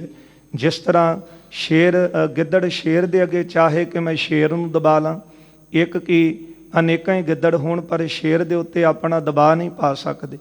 ਅਨੇਕਾਂ ਜੁਗ ਨੂੰ ਇਕੱਠੇ ਹੋ ਜਾਣ ਤੇ ਫਿਰ ਉਹ ਚਾਹੁਣ ਕਿ ਮੈਂ ਸੂਰਜ ਦੇ ਪ੍ਰਕਾਸ਼ ਨੂੰ ਘੱਟ ਕਰ ਲਾਂ। ਕਿਸ ਤਰ੍ਹਾਂ ਕਰ ਸਕਦੇ ਨੇ? ਹਜ਼ਾਰਾਂ ਕੀ ਲੱਖਾਂ ਹੀ ਯੁੱਗ ਨੂੰ ਇਕੱਠੇ ਹੋਣ ਦੇਖਦੇ ਹੀ ਆ। ਰਾਤ ਨੂੰ ਤਾਂ ਪ੍ਰਕਾਸ਼ ਦਿਸਦਾ ਹੈ, ਪਰ ਦਿਨ ਦੇ ਸਮੇਂ ਜਦ ਸੂਰਜ ਚੜਿਆ ਹੁੰਦਾ ਹੈ ਤੇ ਜੁਗਨੂ ਨੂੰ ਕੌਣ ਦੇਖਦਾ ਹੈ? ਇਸੇ ਤਰ੍ਹਾਂ ਕਹਿਣ ਲੱਗੇ ਕਿ ਹਾਲਤ ਤੇਰੀ ਹੈ ਕਿ ਤੂੰ ਚਾਹੁੰਦਾ ਹੈ ਕਿ ਗੁਰੂ ਅਰਜਨ ਦੇਵ ਸਾਹਿਬ ਜੀ ਨੂੰ ਮੈਂ ਕਿਸੇ ਨਾ ਕਿਸੇ ਤਰੀਕੇ ਦਬਾ ਲਾਂਗਾ, ਪਰ ਅਨੇਕਾਂ ਯਤਨ ਕਰਕੇ ਦੇਖ ਲੈ ਗੁਰੂ ਅਰਜਨ ਦੇਵ ਸਾਹਿਬ ਦੇ ਉਤਸ਼ਾਹ ਨੂੰ ਤੂੰ ਘੱਟ ਨਹੀਂ ਕਰ ਸਕਦਾ। ਕਰਾਮਾਤ ਸਾਹਿਬ ਸੋ ਪੂਰਨ, ਗੁਰੂ ਅਰਜਨ ਦੇਵ ਸਾਹਿਬ ਤਾਂ ਮਹਾਨ ਕਰਾਮਾਤ ਵਿੱਚ ਪੂਰਨ ਹਨ। ਧੀਰਜ ਅਜਾਰ ਜਰਨ ਸ਼ਿਮਵਾਨ, ਉਹ ਨਾ ਜਰੇ ਜਾਣ ਨੂੰ ਵੀ ਜਰਨ ਵਾਲੇ ਨੇ, ਧੀਰਜ ਧਾਰੀ ਹਨ ਤੇ ਖਿਮਾ ਕਰਨ ਵਾਲੇ ਨੇ। ਅਜਮਤ ਸ਼ੂਸ਼ਾ ਹਿਰਦੈ ਅਧੀਰਜ, ਤੂੰ ਕਰਾਮਾਤ ਤੋਂ ਖਾਲੀ ਹੈ, ਹਿਰਦਾ ਤੇਰਾ ਜਿਹੜਾ ਉਹ ਅਧੀਰਜ ਵਾਲਾ ਹੈ, ਜਿਹਦੇ ਵਿੱਚ ਬਹੁਤਾ ਚੰਚਲਪੁਣਾ ਹੈ। ਸ਼ਿਮਾ ਨ ਰੰਚਕ ਤੋ ਮਹਿ ਜਾਨ, ਤੇਰੇ ਮਨ ਵਿੱਚ ਮੈਂ ਜਾਣ ਲਿਆ ਕਿ ਰੰਚਕ ਮਾਤਰ ਵੀ ਜਿਹੜੀ ਉਹ ਖਿਮਾ ਨਹੀਂ ਹੈ। ਸੋ ਗੌਰਾ ਤੂੰ ਹੌਰਾ ਅਤਸ਼ੈ, ਗੁਰੂ ਅਰਜਨ ਦੇਵ ਸਾਹਿਬ ਗੁਣਾ ਕਰਕੇ ਵੱਡੇ ਨੇ, ਪਰ ਤੂੰ ਅਤਸ਼ੈ ਕਰਕੇ ਹਰ ਤਰ੍ਹਾਂ ਕਰਕੇ ਹੌਲਾ ਹੈ। ਸੋ ਉਜਲ ਤੂੰ ਮਲਨ ਮਹਾਨ, ਉਹ ਉਜਲ ਹਨ ਤੇ ਤੂੰ ਮਲੀਨ ਹੈ। ਸਰਲ ਮਰਦੁਲ ਹਰ ਰੂਪ ਪ੍ਰਗਟ ਸੋ, ਹਾਂ ਉਹ ਸਰਲ ਹਿਰਦੇ ਵਾਲੇ ਹਨ, ਪ੍ਰਗਟ ਹੀ ਹਰੀ ਦਾ ਸਰੂਪ ਹਨ। ਕੁਟਲ ਕਠੋਰ ਜੀਵ ਨਿਜ ਮਾਨ, ਪਰ ਤੂੰ ਕਪਟੀ ਹੈ ਤੇ ਵੱਡਾ ਕਠੋਰ ਤੇਰਾ ਚਿੱਤ ਹੈ, ਇਹ ਜਾਣ। ਦੋਹਰਾ ਸੁਨ ਪ੍ਰਿਥਿਆ ਜਰ ਬਰ ਗਇਓ, ਜਦੋਂ ਮਹਾਂਦੇਵ ਦੀਆਂ ਸੱਚੀਆਂ ਗੱਲਾਂ ਸੁਣੀਆਂ, ਸੁਣ ਕੇ ਜਿਹੜਾ ਪ੍ਰਿਥੀ ਚੰਦ ਸੀ ਹਿਰਦਾ ਸੜ ਬਲ ਗਿਆ। ਜਰ ਨਾ ਸਕਿਓ ਬਚ ਸਾਚ, ਐਸੇ ਸੱਚੇ ਬਚਨ ਜਿਹੜੇ ਸੀ ਹੁਣ ਜਰ ਨਾ ਸਕਿਆ। ਇਹ ਸਿਆਣੇ ਤਾਈਓ ਕਹਿੰਦੇ ਕਿ ਜ਼ਹਿਰ ਜਿਹੜਾ ਸੱਚ ਹੈ ਉਹ ਕੌੜਾ ਲੱਗਦਾ ਹੈ, ਜ਼ਹਿਰ ਵਰਗਾ ਲੱਗਦਾ ਹੈ। ਕਿਹਨੂੰ ਲੱਗਦਾ ਹੈ? ਜਿਹੜਾ ਬੰਦਾ ਝੂਠਾ ਤੇ ਕਪਟੀ ਹੋਵੇ, ਤੇ ਜਿਹੜੇ ਬੰਦੇ ਅੰਦਰ ਧਰਮ ਹੋਵੇ, ਜੇ ਕਿਤੇ ਉਹਦੇ ਤੋਂ ਕੋਈ ਗਲਤੀ ਹੋਵੇ ਵੀ, ਕਿਉਂਕਿ ਭੁੱਲਣਹਾਰ ਤਾਂ ਸੰਸਾਰ ਹੀ ਜਗਤ ਹੀ ਹੈ ਨਾ। ਆ ਭੁੱਲ ਗੁਰੂ ਕਰਤਾਰ, ਭੁੱਲ ਤਾਂ ਹਰੇਕ ਮਨੁੱਖ ਜਾਂਦਾ ਹੈ, ਪਰ ਦਾਤਾ ਬਹੁਤ ਵੱਡਾ ਹੈ। ਭਗਤ ਜੀ ਨੇ ਬਚਨ ਕਹੇ ਨੇ, ਜੋ ਪੈ ਹਮਨਾ ਪਾਪ ਕਰੰਤਾ ਅਹੇ ਅਨੰਤਾ, ਪਤਤ ਪਾਵਨ ਨਾਮ ਕੈਸੇ ਹੁੰਤਾ। ਜੇ ਅਸੀਂ ਪਾਪ ਨਾ ਕਰਦੇ ਤੈਨੂੰ ਪਤਤ ਪਾਵਨ ਕੌਣ ਕਹਿੰਦਾ? ਭੁੱਲਣਾ, ਅਪਰਾਧ ਹੋ ਜਾਣਾ, ਇਹ ਮਨੁੱਖ ਦਾ ਹੀ ਤਾਂ ਸੁਭਾਅ ਹੈ, ਕਿਉਂਕਿ ਅਸੀਂ ਪਤਤ ਹਾਂ, ਅਸੀਂ ਮਲੀਨ ਹਾਂ। ਅਨੇਕਾਂ ਭੁੱਲਾਂ ਸਾਡੇ ਤੋਂ ਹੋ ਜਾਂਦੀਆਂ ਨੇ, ਬੇਮੁਖਤਾਈਆਂ ਵਾਲੀਆਂ ਵੀ ਹੋ ਜਾਂਦੀਆਂ ਨੇ, ਪਰ ਦਾਤਾ ਤੂੰ ਤਾਂ ਸਮਰੱਥ ਹੈ ਨਾ, ਤੂੰ ਕਿਰਪਾਲੂ ਹੈ, ਤੂੰ ਬਖਸ਼ਣਹਾਰ ਹੈ। ਹਾਂ ਪਾਪੀ ਤੂੰ ਬਖਸ਼ਣਹਾਰ, ਪਰ ਭੁੱਲ ਹੋ ਜਾਣੀ ਤੇ ਜੇ ਕੋਈ ਦੱਸੇ ਤੇ ਉਹ ਭੁੱਲ ਨੂੰ ਮੰਨ ਲੈਣਾ, ਸਵੀਕਾਰ ਕਰ ਲੈਣਾ। ਇਹ ਗੁਰਮੁਖਾਂ ਦਾ ਸੁਭਾਅ ਹੁੰਦਾ ਹੈ। ਸਰਲ ਹਿਰਦੇ ਵਾਲੇ ਮਨੁੱਖ ਜਿਹੜੇ ਨੇ ਉਹ ਆਪਣੀ ਗਲਤੀ ਨੂੰ ਕਬੂਲ ਲੈਂਦੇ ਨੇ, ਤੇ ਪਰ ਜਿਹੜਾ ਬੰਦਾ ਮਨੋਂ ਕਠੋਰ ਹੋਵੇ, ਕਪਟੀ ਹੋਵੇ, ਕ੍ਰੋਧੀ ਹੋਵੇ, ਹੰਕਾਰੀ ਹੋਵੇ, ਹੰਕਾਰ ਨੂੰ ਸੱਟ ਵੱਜਦੀ ਹੈ ਕਿ ਮੈਂ ਤਾਂ ਭੁੱਲ ਸਕਦਾ ਹੀ ਨਹੀਂ, ਤੇ ਜਿਹੜਾ ਭੁੱਲ ਨਹੀਂ ਸਕਦਾ ਉਹ ਤੇ ਸਮਰੱਥ ਗੁਰੂ ਹੀ ਹੈ ਨਾ, ਤੇ ਫਿਰ ਗੁਰੂ ਦੀ ਬਰਾਬਰੀ ਕਰ ਰਹੇ, ਭੁੱਲ ਸਕਦਾ ਨਹੀਂ। ਹੁਣ ਪ੍ਰਿਥੀ ਚੰਦ ਦੀ ਇੰਨੇ ਗੱਲਾਂ ਸੁਣੀਆਂ ਤੇ ਹਨ ਮਹਾਂਦੇਵ ਪਾਸੋਂ, ਪਰ ਸੁਣ ਕੇ ਸੱਚੀਆਂ ਗੱਲਾਂ ਤੇ ਹਿਰਦਾ ਸੜ ਬਲ ਗਿਆ। ਰਕਤ ਨੇਤਰ ਫਰਕਤ ਆਧਾਰ, ਆਪਣੀ ਅੱਖਾਂ ਲਾਲ ਕਰ ਲਈਆਂ ਗੁੱਸੇ ਵਿੱਚ ਤੇ ਬੁੱਲ ਫਰਕਣ ਲੱਗੇ। ਭ੍ਰੇ ਕੁਟ ਕੁਟਲ ਜਿਸ ਨਾਚ, ਆਪਣੇ ਜਿਹੜੇ ਪਰਬੱਟੇ ਸਨ ਗੁੱਸੇ ਵਿੱਚ ਤਾਂ ਚੜਾ ਲਏ ਹਨ। ਦੋਹਰਾ ਪ੍ਰਿਥਿਆ ਸੁਨਤ ਕਠੋਰ ਕਹਿ, ਹਾਂਜੀ, ਕਹਿਓ ਨਾ ਬੂਝੈ ਬੈਨ। ਤੇ ਪ੍ਰਿਥੀ ਚੰਦ ਸੁਣ ਕੇ ਬੜਾ ਕਠੋਰ ਜਿਹੜੀਆਂ ਗੱਲਾਂ ਸੀ ਕਹਿਣ ਲੱਗਾ। ਕਹਿਓ ਨਾ ਬੂਝੈ ਬੈਨ, ਕਹਿਣ ਲੱਗਾ ਮਹਾਂਦੇਵ ਕਹੇ ਬਚਨ ਤੈਨੂੰ ਸਮਝ ਵਿੱਚ ਨਹੀਂ ਆਉਂਦੇ। ਭੋਰਾ ਮੂਰਖ ਕੋ ਕਹੈ, ਜਾਤੇ ਤੁਝ ਮਤ ਹੈ ਨ। ਤੈਨੂੰ ਤਾਈਓ ਸਾਰੇ ਭੋਲਾ ਤੇ ਮੂਰਖ ਹੀ ਕਹਿੰਦੇ ਨੇ, ਕਿਉਂਕਿ ਤੇਰੇ ਕੋਲ ਮਤ ਨਹੀਂ ਹੈ। ਤੇ ਤਾਈਓ ਭਗਤ ਜੀ ਨੇ ਬਚਨ ਜਿਹੜੇ ਆਪਾਂ ਬਾਣੀ ਚ ਪੜ੍ਹਦੇ ਆ ਨਾ, ਭਗਤਾਂ ਤੈ ਸਾਰੀਆਂ ਜੋੜ ਕਦੇ ਨਾ ਆਇਆ ਨਹੀਂ ਆਉਂਦਾ। ਕਿਉਂਕਿ ਜਿਹੜੇ ਸੰਸਾਰਿਕ ਲੋਕ ਨੇ ਉਹ ਕਪਟੀ, ਕਰੋਧੀ, ਈਰਖਾਲੂ ਸੁਭਾਅ ਹਨ। ਤੇ ਜੇ ਕੋਈ ਚੰਗੀ ਮੱਤ ਦੇਣੀ ਚਾਹਵੇ ਤੇ ਕਹਿੰਦੇ ਨੇ ਕਿ ਤੁਸੀਂ ਭੋਲੇ ਹੋ, ਤੁਹਾਨੂੰ ਮੱਤ ਨਹੀਂ ਹੈ, ਤੁਹਾਨੂੰ ਪਤਾ ਹੀ ਨਹੀਂ ਕਿ ਦੁਨੀਆਦਾਰੀ ਕਿਸ ਤਰ੍ਹਾਂ ਚੱਲਦੀ। ਪਰ ਰੱਬ ਹੀ ਬਚਾਵੇ ਐਸੀ ਦੁਨੀਆਦਾਰੀ ਤੋਂ, ਜਿਹੜੀ ਦੁਨੀਆਦਾਰੀ ਕਪਟ ਕਰਕੇ, ਧੋਖੇ ਕਰਕੇ, ਝੂਠ ਬੋਲ ਕੇ ਚਲਾਉਣ ਵਾਲੀ ਹੈ, ਜਿਹੜੀ ਅਧੋਗਤੀ ਨੂੰ ਲਿਜਾਉਣ ਵਾਲੀ ਹੈ। ਐਸੀ ਦੁਨੀਆਦਾਰੀ ਨੂੰ ਕਰਨਾ ਕੀ। ਬਾਬਾ ਪ੍ਰਿਥੀ ਚੰਦ ਮਹਾਂਦੇਵ ਨੂੰ ਕਹਿੰਦਾ ਹੈ ਕਿ ਤੈਨੂੰ ਕਹਿੰਦੇ ਨੇ ਮੂਰਖ, ਤੈਨੂੰ ਕਹਿੰਦੇ ਨੇ ਭੋਲਾ। ਕਿਉਂਕਿ ਤੇਰੇ ਕੋਲ ਮਤ ਨਹੀਂ ਹੈ, ਤੈਨੂੰ ਸਮਝ ਨਹੀਂ ਹੈ। ਸਵਈਆ ਛੰਦ ਇਨ ਬਾਤਨ ਕੋ ਤੂੰ ਕਿਆ ਜਾਣੈ, ਇਹਨਾਂ ਗੱਲਾਂ ਨੂੰ, ਦੁਨੀਆਦਾਰੀ ਦੀਆਂ ਬਾਤਾਂ ਨੂੰ ਤੂੰ ਕੀ ਜਾਣਦਾ ਹੈ। ਬਰਹਿ ਸਦਨ ਦੂਰ ਬੈਠ ਰਹੰਤ, ਤੂੰ ਤਾਂ ਘਰ ਵਿੱਚ ਬੈਠਾ ਲੁਕ ਕੇ ਅੰਦਰ ਬੈਠਾ ਰਹਿਣਾ ਹੈ, ਤੂੰ ਤਾਂ ਘਰ ਵਿੱਚ ਹੀ ਰਹਿਣਾ ਹੈ। ਸੋ ਮਤਵੰਤ ਮਹਿ ਬੋਲ ਨ ਆਵੈ, ਮੈਂ ਤੈਨੂੰ ਚੰਗੀ ਮੱਤ ਵਾਲੀਆਂ ਗੱਲਾਂ ਸਮਝਾ ਰਿਹਾ, ਸਿਆਣਪ ਵਾਲੀਆਂ ਗੱਲਾਂ ਸਮਝਾਉਂਦਾ, ਪਰ ਤੈਨੂੰ ਸਮਝ ਨਹੀਂ ਆਉਂਦੀ। ਤਉ ਇਹ ਕਾਰਜ ਕਹਾਂ ਲਖੰਤ, ਤੈਨੂੰ ਫਿਰ ਇਹ ਕੰਮ ਵੀ ਕਿੱਥੋਂ ਸਮਝ ਵਿੱਚ ਪੈਣਾ। ਜਿਹੜਾ ਮੈਂ ਤੈਨੂੰ ਸਮਝਾ ਰਿਹਾ ਨਾ, ਇਹ ਗੱਲ ਹੁਣ ਤੇਰੀ ਸਮਝ ਵਿੱਚ ਆਉਣੀ ਵੀ ਨਹੀਂ। ਜਾਹਰ ਜਿਨ੍ਹੋਂ ਜਵਾਹਰ ਦਿਖੀਐ ਨਾ, ਹਾਂ, ਜਿਹਨੇ ਕਦੇ ਆਪਣੀਆਂ ਅੱਖਾਂ ਅੱਗੇ ਹੀਰੇ ਨੂੰ ਨਾ ਦੇਖਿਆ ਹੋਵੇ, ਸੋ ਕਿਮ ਹੋਵਹਿ ਪਰਖਨਵੰਤ। ਉਹ ਹੀਰੇ ਨੂੰ ਕਿਸ ਤਰ੍ਹਾਂ ਪਰਖ ਸਕਦਾ ਹੈ। ਤੇ ਇਹ ਹੀਰਾ ਕਿਹਨੂੰ ਕਹਿ ਰਿਹਾ? ਜਿਹੜੇ ਦੁਨਿਆਵੀ ਬਿਰਤੀ ਹੈ, ਉਹ ਦੁਨਿਆਵੀ ਧਨ ਦੌਲਤ ਨੂੰ ਦੇਖ ਕੇ ਖੁਸ਼ ਹੁੰਦੀ ਹੈ। ਪਰ ਜਿਹੜੇ ਅਕਾਲ ਪੁਰਖ ਵਾਹਿਗੁਰੂ ਜੀ ਦੇ ਭਗਤ ਨੇ, ਪ੍ਰੇਮੀ ਨੇ, ਉਹ ਤਾਂ ਇਹ ਕਹਿੰਦੇ ਨੇ ਹਰ ਸੋ ਹੀਰਾ ਛਾੜ ਕੈ ਕਰੈ ਆਨ ਕੀ ਆਸ, ਤੇ ਨਰ ਦੋਜਕ ਜਾਹੇਂਗੇ ਸਤ ਭਾਖੈ ਰਵਿਦਾਸ। ਭਗਤ ਰਵਿਦਾਸ ਜੀ ਕਹਿੰਦੇ ਗੱਲ ਮੈਂ ਸੱਚੀ ਕਹਿਣਾ। ਤੁਸੀਂ ਕਹਿੰਦੇ ਹੋ ਕਿ ਅਸੀਂ ਦੁਨੀਆਦਾਰੀ, ਸਾਡੇ ਲਈ ਤਾਂ ਇਹੋ ਹੀ ਹੀਰੇ ਜਿਹੜੇ ਅਸੀਂ ਇਕੱਠੇ ਕਰਕੇ ਰੱਖੇ ਨੇ, ਛਲ ਫਰੇਬ ਧੋਖੇ ਨਾਲ ਇਹ ਹੀਰੇ ਬੜੇ ਸੰਭਾਲ ਕੇ ਰੱਖੇ। ਪਰ ਭਗਤ ਜੀ ਨੇ ਕਿਹਾ ਜਿਹੜਾ ਹੀਰਾ ਸੰਭਾਲਣਾ ਸੀ ਨਾ, ਅਕਾਲ ਪੁਰਖ ਪਰਮੇਸ਼ਰ ਦੇ ਨਾਮ ਦਾ, ਉਹ ਹੀਰਾ ਤੇ ਤੂੰ ਸੰਭਾਲਿਆ ਨਹੀਂ। ਹੋਰ ਲੋਕਾਂ ਦੀ ਆਸ ਵਿੱਚ, ਝੂਠਿਆਂ ਦੀ ਆਸ ਵਿੱਚ ਬੈਠਾ ਹੈ। ਤੇ ਨਰ ਦੋਜਕ ਜਾਹੇਂਗੇ ਸਤ ਭਾਖੈ ਰਵਿਦਾਸ।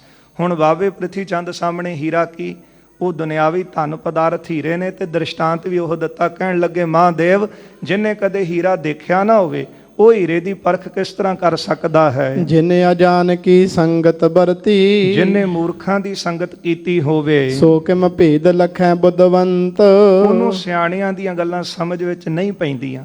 ਉਹਨੂੰ ਕੀ ਪਤਾ ਹੈ ਕਿ ਸਿਆਣਿਆਂ ਦੇ ਕੰਮ ਕੀ ਹੁੰਦੇ ਹਨ। ਤੁਝ ਸਾਹਮਣੇ ਕਰ ਸਤੁਤ ਫੁਲਾਵੋ, ਤੁਸੀਂ ਸਾਰਿਆਂ ਨੇ ਗੁਰੂ ਅਰਜਨ ਦੇਵ ਸਾਹਿਬ ਦੀ ਉਸਤਤ ਕਰ ਕਰਕੇ ਉਹਨਾਂ ਨੂੰ ਫੁਲਾ ਦਿੱਤਾ ਹੈ। ਗਰਭ ਧਰਤ ਜਾਤੋ ਮਨ ਚਾਹੇ, ਇਸ ਕਰਕੇ ਗੁਰੂ ਅਰਜਨ ਦੇਵ ਸਾਹਿਬ ਆਪਣੇ ਮਨ ਵਿੱਚ ਹੰਕਾਰ ਰੱਖਦੇ, ਪਰ ਉਲਟਾ ਕਹਿ ਰਿਹਾ ਗੁਰੂ ਅਰਜਨ ਦੇਵ ਸਾਹਿਬ ਨੇ ਤਾਂ ਕਦੇ ਆਪਣੇ ਆਪ ਨੂੰ ਵੱਡਾ ਜਣਾਇਆ ਹੀ ਨਹੀਂ। ਪ੍ਰਿਥੀ ਚੰਦ ਅੱਗੇ ਹਮੇਸ਼ਾ ਝੁਕ ਕੇ ਨਮਸਕਾਰ ਹੀ ਕੀਤੀ। ਤੇ ਫਿਰ ਕਹਿੰਦਾ ਸੀ ਇਹ ਤਾਂ ਝੁਕਦੇ ਨੇ ਕਿ ਡਰਦੇ ਨੇ। ਇਹ ਕਹਿੰਦਾ ਹੈ ਕਿ ਉਹਨਾਂ ਦੇ ਅੰਦਰ ਹੰਕਾਰ ਹੈ। ਤੁਸੀਂ ਲੋਕਾਂ ਨੇ ਉਹਨਾਂ ਨੂੰ ਝੁਕ ਕੇ ਉਹਨਾਂ ਨੂੰ ਫੁਲਾ ਦਿੱਤਾ ਹੈ।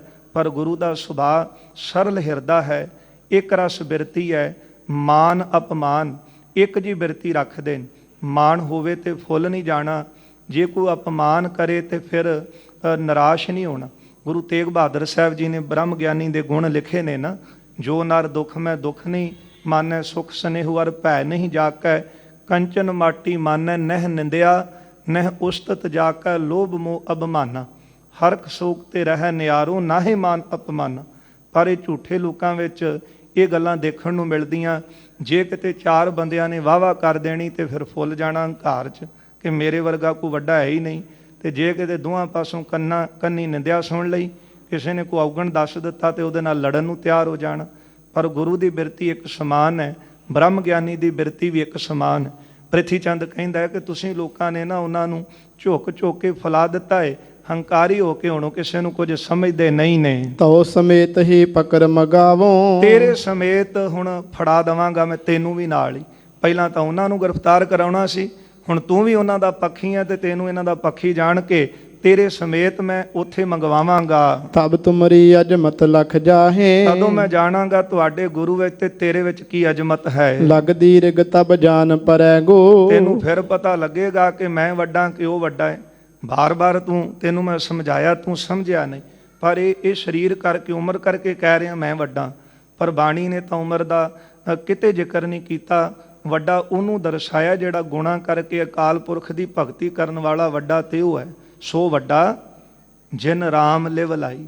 ਕਿਤੇ ਜ਼ਿਕਰ ਨਹੀਂ ਹੁੰਦਾ ਕਿ ਜਿਹਦੀ ਉਮਰ ਵੱਡੀ ਹੋ ਗਈ ਸੀ ਉਹ ਬਹੁਤ ਵੱਡਾ ਹੋ ਗਿਆ। ਸਗੋਂ ਇੱਕ ਗ੍ਰੰਥ ਦੇ ਕਰਤਾ ਉਹ ਲਿਖਦੇ ਨੇ, ਪਿਛਲੇ ਦਿਨੀ ਵੀ ਆਪਾਂ ਇਹ ਬਚਨ ਵਿਚਾਰਿਆ ਸੀ ਕਿ ਕਾਂ ਬਹੁਤ ਉੱਚਾ ਚੜ੍ਹ ਕੇ ਬਹਿੰਦਾ ਹੈ ਪਰ ਮੂੰਹ ਗੰਦਗੀ ਦੇ ਢੇਰ ਤੇ ਮਾਰਦਾ ਹੈ। ਇਹ ਉੱਥੇ ਵਿਦਵਾਨ ਲਿਖਦੇ ਨੇ ਕਾ ਕਟਾਰੀ ਪਰਬ ਹੈ ਕਿਆ ਖਗਪਤ ਹੋਏ, ਉਹ ਗਰੁੜ ਨਹੀਂ ਬਣ ਸਕਦਾ। ਇਸ ਲਈ ਉੱਚੇ ਅਹੁਦੇ ਤੇ ਬਹਿ ਕੇ ਵੱਡੀ ਉਮਰ ਲੈ ਕੇ ਸਿਆਣਪ ਨਹੀਂ। ਸਿਆਣਪ ਤਾਂ ਆਉਂਦੀ ਹੈ ਅਕਾਲ ਪੁਰਖ ਦੀ ਭਗਤੀ ਸਿਮਰਨ ਕਰਕੇ, ਉਹਦੀ ਸੇਵਾ ਕਰਕੇ। ਫਿਰ ਪਤਾ ਲੱਗਦਾ ਹੈ ਕਿ ਆਪਾਂ ਆਏ ਕੀ ਕਰਨ, ਕਰ ਕੀ ਰਹੇ ਹਾਂ। ਭਜੋ ਗੋਬਿੰਦ ਭੂਲ ਮਤ ਜਾਹੋ, ਮਾਨਸ ਜਨਮ ਕਾ ਇਹੀ ਲਾਹੋ। ਇਹ ਸਿਆਣਪ ਤਾਂ ਗੁਰੂ ਕੋਲ ਆ ਕੇ ਮਿਲਦੀ ਹੈ ਤੇ ਜਿਨ੍ਹਾਂ ਨੂੰ ਇਹ ਸਿਆਣਪ ਮਿਲੀ ਉਹ 5 ਬਰਖ ਕੋ ਅਨਾਥ ਧਰੂ ਬਾਰਕ ਹਰ ਸਿਮਰਤ ਅਮਰ ਅਟਾਰੇ। ਉਹਨਾਂ ਨੂੰ 5 ਸਾਲਾਂ ਦੀ ਉਮਰ ਵਿੱਚ ਹੀ ਸਿਆਣਪ ਆ ਗਈ ਤੇ ਜਿਹਨੂੰ ਨਹੀਂ ਆਈ ਤੇ ਸਾਰੀ ਉਮਰ ਵੀ ਬਤੀਤ ਕਰ ਦਿੱਤੀ।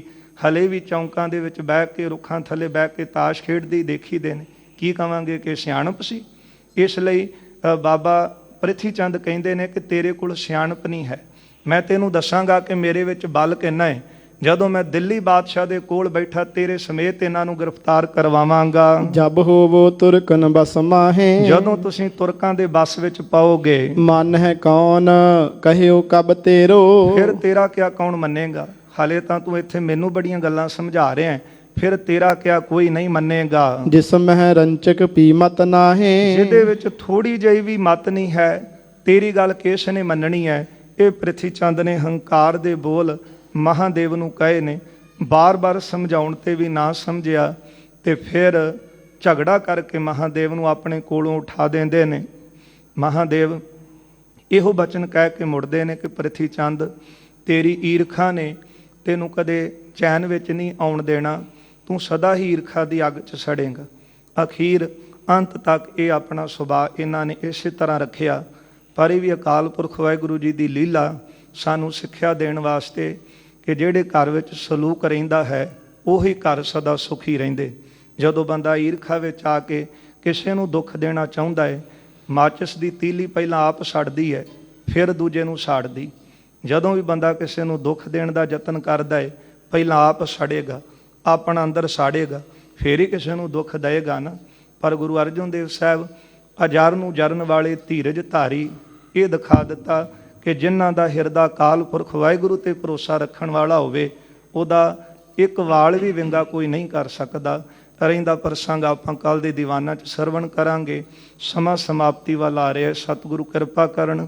ਅਰਦਾਸ ਕਰੀਏ ਗੁਰੂ ਚਰਨਾਂ ਵਿੱਚ ਜੋ ਉਪਦੇਸ਼ ਸਤਿਗੁਰੂ ਸਾਨੂੰ ਬਖਸ਼ਿਸ਼ ਕਰਦੇ ਨੇ, ਸਤਿਗੁਰਾਂ ਦੀਆਂ ਦਿੱਤੀਆਂ ਸਿੱਖਿਆਵਾਂ ਸਾਡੇ ਹਿਰਦਿਆਂ 'ਚ ਵਸ ਜਾਣ। ਇਹਨਾਂ ਬਚਨਾਂ ਦੀ ਕਮਾਈ ਕਰ ਸਕੀਏ, ਲੋਕ ਸੁਖੀਏ ਪਰ ਲੋਕ ਸੁਹੇਲੇ ਹੋ ਸਕਣ। ਹੋਈਆਂ ਭੁੱਲਾਂ ਚੁੱਕਾਂ ਦੀ ਖਿਮਾ ਕਰ ਦੇਣੀ ਜੀ, ਅੱਗੇ ਵਾਸਤੇ ਅਸੀਸ ਦੇਣੀ। ਗੁਰੂ ਕਾ ਜਸ ਗਾਉਣ ਦੀ ਜਾਚ ਆ ਜਾਵੇ। ਆਓ ਅਖੀਰਲੀਆਂ 2 ਪੰਕਤੀਆਂ ਸਰਵਣ ਕਰੀਏ, ਇੱਥੇ ਫਤਿਹ ਬੁਲਾਈਏ ਜੀ। ਲਗਦੀ ਰਗ ਤਬ ਜਾਨ ਪਰੈ ਗੋ, ਜਬ ਹੋਵੋ ਤੁਰਕਨ ਬਸ ਮਾਹੇ। ਮਨ ਹੈ ਕੌਣ ਕਹਿਓ ਕਬ ਤੇਰੋ, ਜਿਸ ਮਹਿ ਰੰਚਕ ਭੀ ਮਤ ਨਾਹੇ। ਵਾਹਿਗੁਰੂ ਜੀ ਕਾ ਖਾਲਸਾ, ਵਾਹਿਗੁਰੂ ਜੀ ਕੀ ਫਤਿਹ। ਹੈ ਅਚੁੱਤ ਹੈ ਪਾਰ ਬ੍ਰਹਮ, ਅਬਨਾਸੀ ਅਗਨਾਸ, ਹੈ ਪੂਰਨ ਹੈ ਸਰਬ ਮੈਂ।